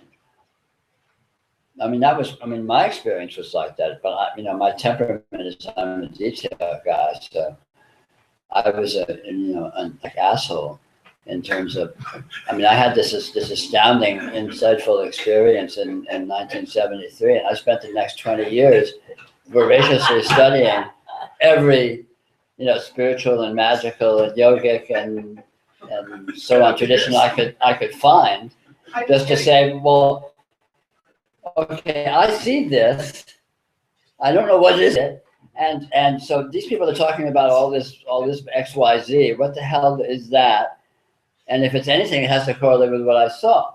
And so I would basically see the way in which it does correlate, and see the way in which the imprecision, so apparent non-correlation is actual correlation. Not that my temperament is such that I'm inclined to do that because I'm a complete, ridiculous anal detail freak. But and which isn't a good thing or a bad thing, it's just a thing. The visual, that's very good. as far as a fast forwarded movie. You know, God, if only I could have fast forwarded at the time.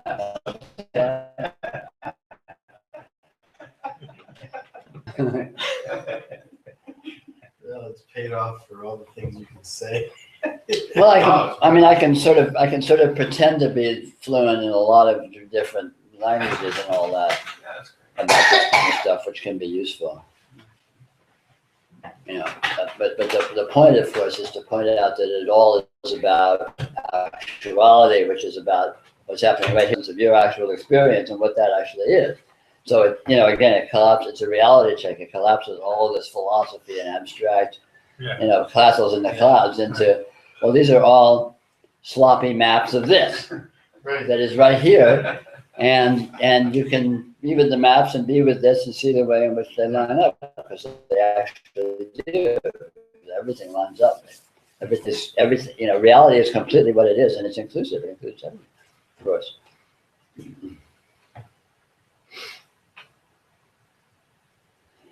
I've noticed that it seems like I'm turning over a new stone, and I tell you about it, and you say, what did you turn over those other stones all around?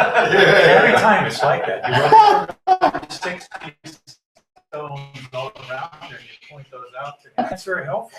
Oh, yeah. It saves me some time. I'm glad that way I don't have to apologize. I'm glad it's helpful. But even so, at least personally, I still find myself, say, wait a second. No, I still want to dig into this, this guy Kant, he's got something to say. And at least I have to get to the level where he was before I can start pulling it apart. And it's very difficult to get into his mind. He's a German guy. And he spent 12 years coming up with his perspective. And before I can see where he was at I least get an understanding, and maybe some new insights will come out. So I don't know. That's for sure. Sort of pulled into it. So I call that doing the math too. Oh, for sure. Yeah. It totally is. It's fourth level stuff. Everything is about this, because there's nothing else for it to be about. Yeah. And so it's really just a matter of translation. Yeah. Because it may be about this, but it may be about this with a skewed emphasis, or with this or with that. And so it's like, well, they were seeing reality, but they were seeing it with warped glasses, with warped lenses, and so you have to kind of reverse engineer their prescription to get, that's no wonder it looks like that, because they were seeing it this way. It's funny that you're saying that, because there's a video on YouTube that's explaining his whole philosophy, and they use glasses to explain it. Oh, well, there you go. Everything is these glasses. You must have been thinking that loud.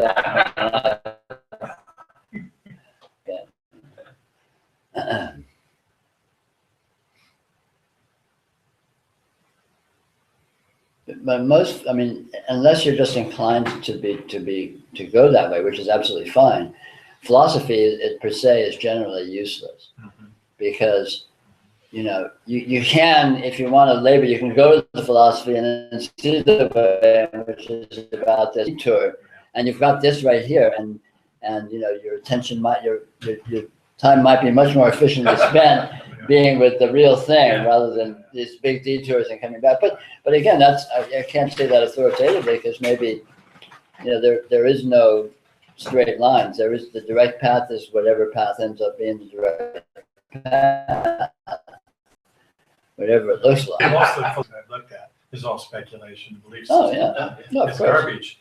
But this one particular guy, he really dug into it, and there is something you can see when you look at it. Sure. He really got some insight, and so it's a jumping off point.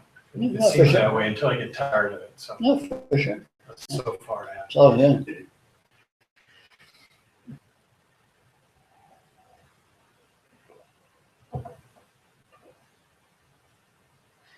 Yes. One of my very favorite quotes from Austin Spare, speaking of Austin Spares, it was by the straying I found the path direct. Yeah, by the straying. By the straying. By the straying. By the straight. By going astray, you stumble on the direct path. That one really stuck. That one really stuck when you said that. It's a good, it's pithy. Yes. Lot to be said, lot of depth there. Sounds like it's something I can hold on to that I can relate to.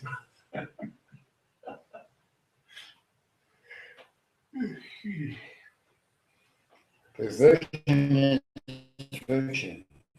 That's just that's an implication. Okay. You're hoping. Yeah, So, you know, it's a third level thing. Yeah, really? You had to be there. If you were me, it would make sense. It makes sense to me.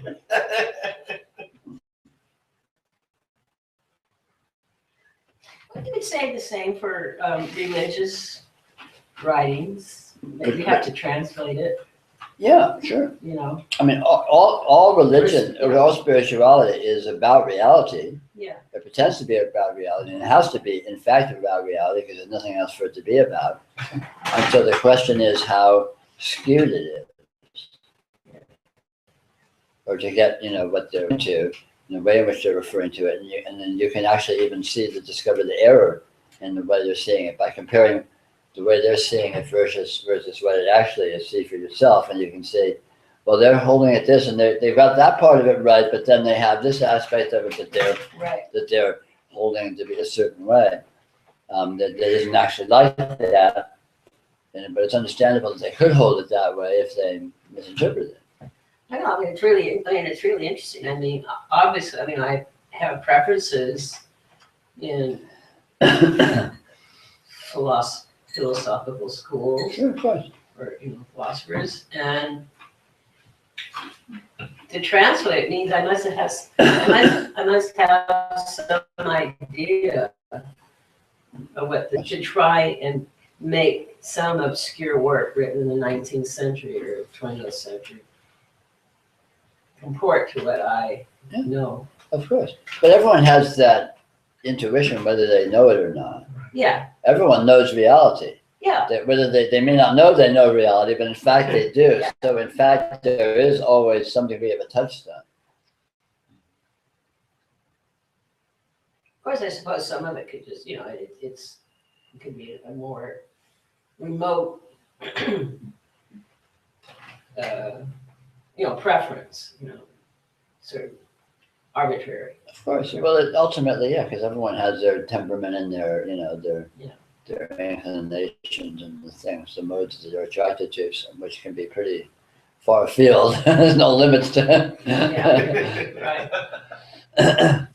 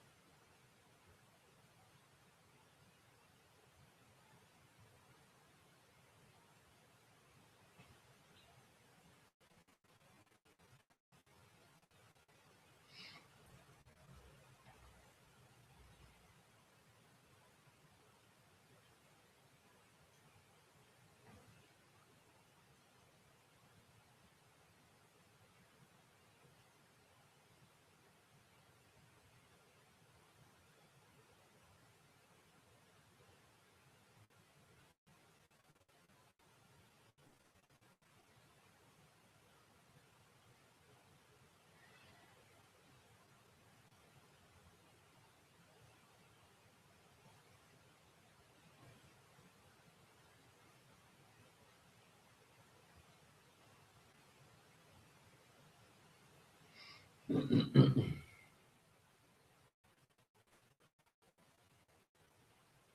didn't put any drugs, how did you join? No, I didn't. Well, I've done your job. Next time. Next time. Well, Peter, you've often talked about certainty, but there's this self-verifying certainty. And I think about that a lot. And I cannot put my finger on something and say that there's some verifying certainty, but I don't have the feeling that there isn't. Mhm. That's all I can say is I don't have a feeling that there's something missing that I need to plug a hole somewhere. I just say I don't really need to believe anything No. because reality doesn't require belief. No. So what The, is cer- the that certainty, well, the certainty is actually, the certainty is present, you know, and whether or not it is defined or even noticed or specified, it is certain that this is, whatever, Yes. you know, I mean, philosophers can debate whether or not this is, but in actual fact, hello. Isn't. And so that is a certainty. And that this is, along with that comes the way that this is, which again is kind of revealed by noticing, which and it bootstraps the certainty that this is, the way that it is, bootstraps on the certainty that it is as the same certainty. Bootstraps.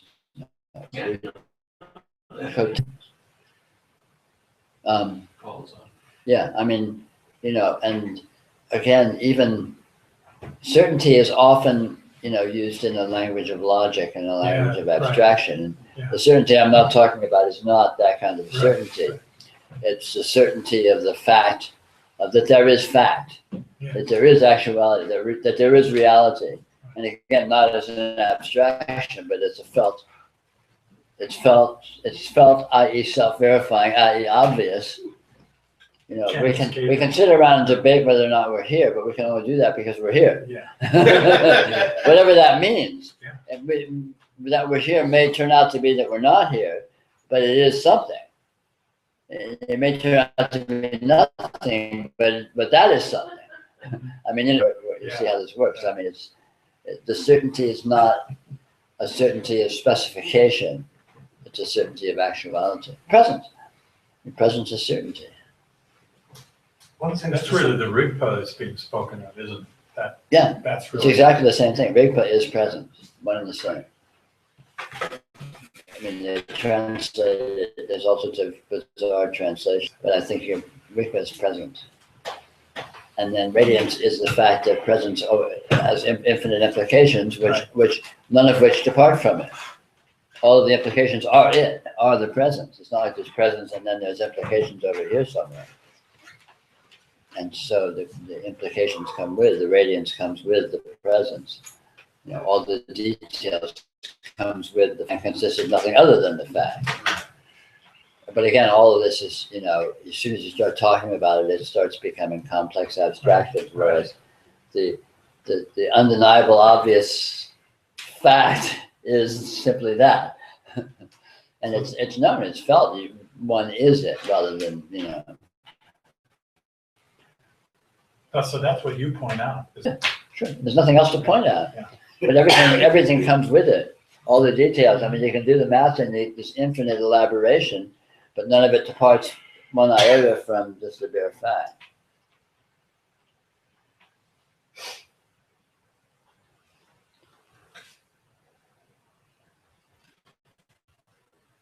And sometimes if there's a bit of confusion or it seems like it's skewing, drop it and go back to the fact and then you start over again. Like, okay, Sure. wait a second. Because What do I know? yeah, and if there is skewing, the skewing is it.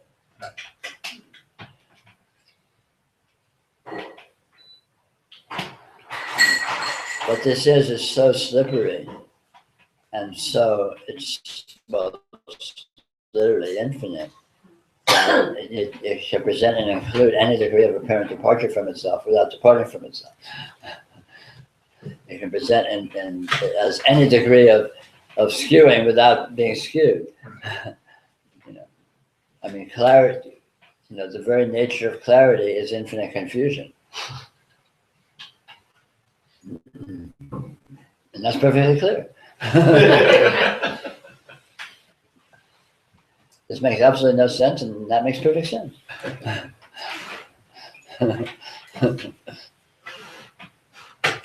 Paradox everywhere. Paradox is its mode.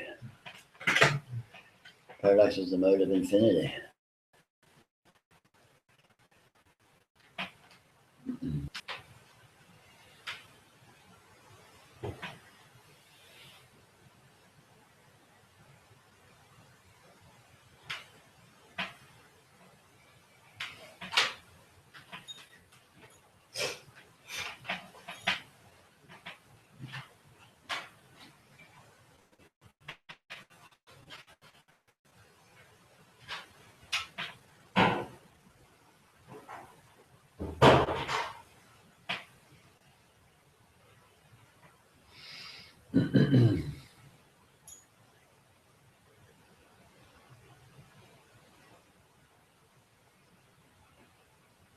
But along those lines too, it's always worth reiterating that all felt.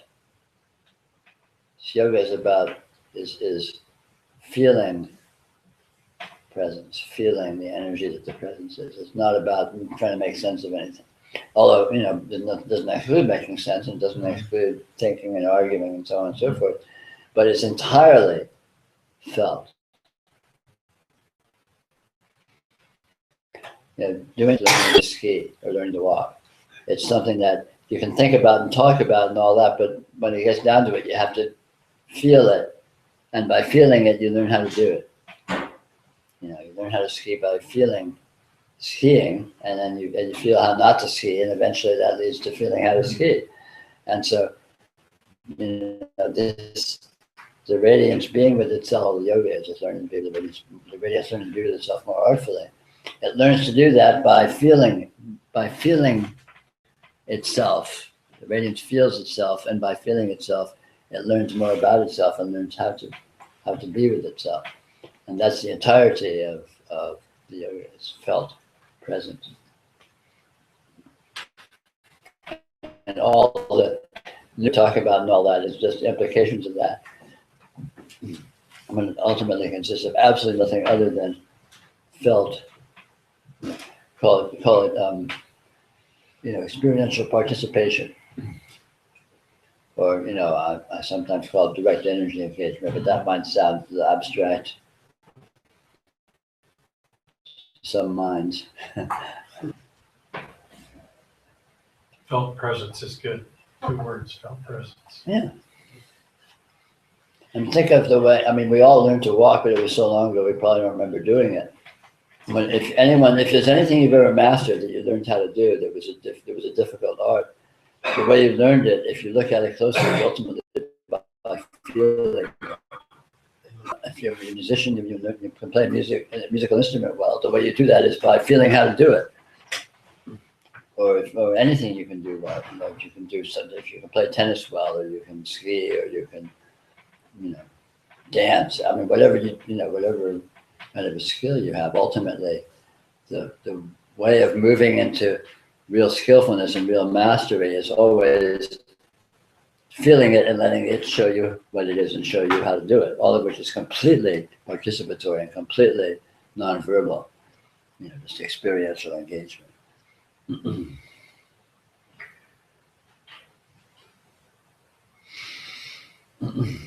And on that note, it's closing time. Good night.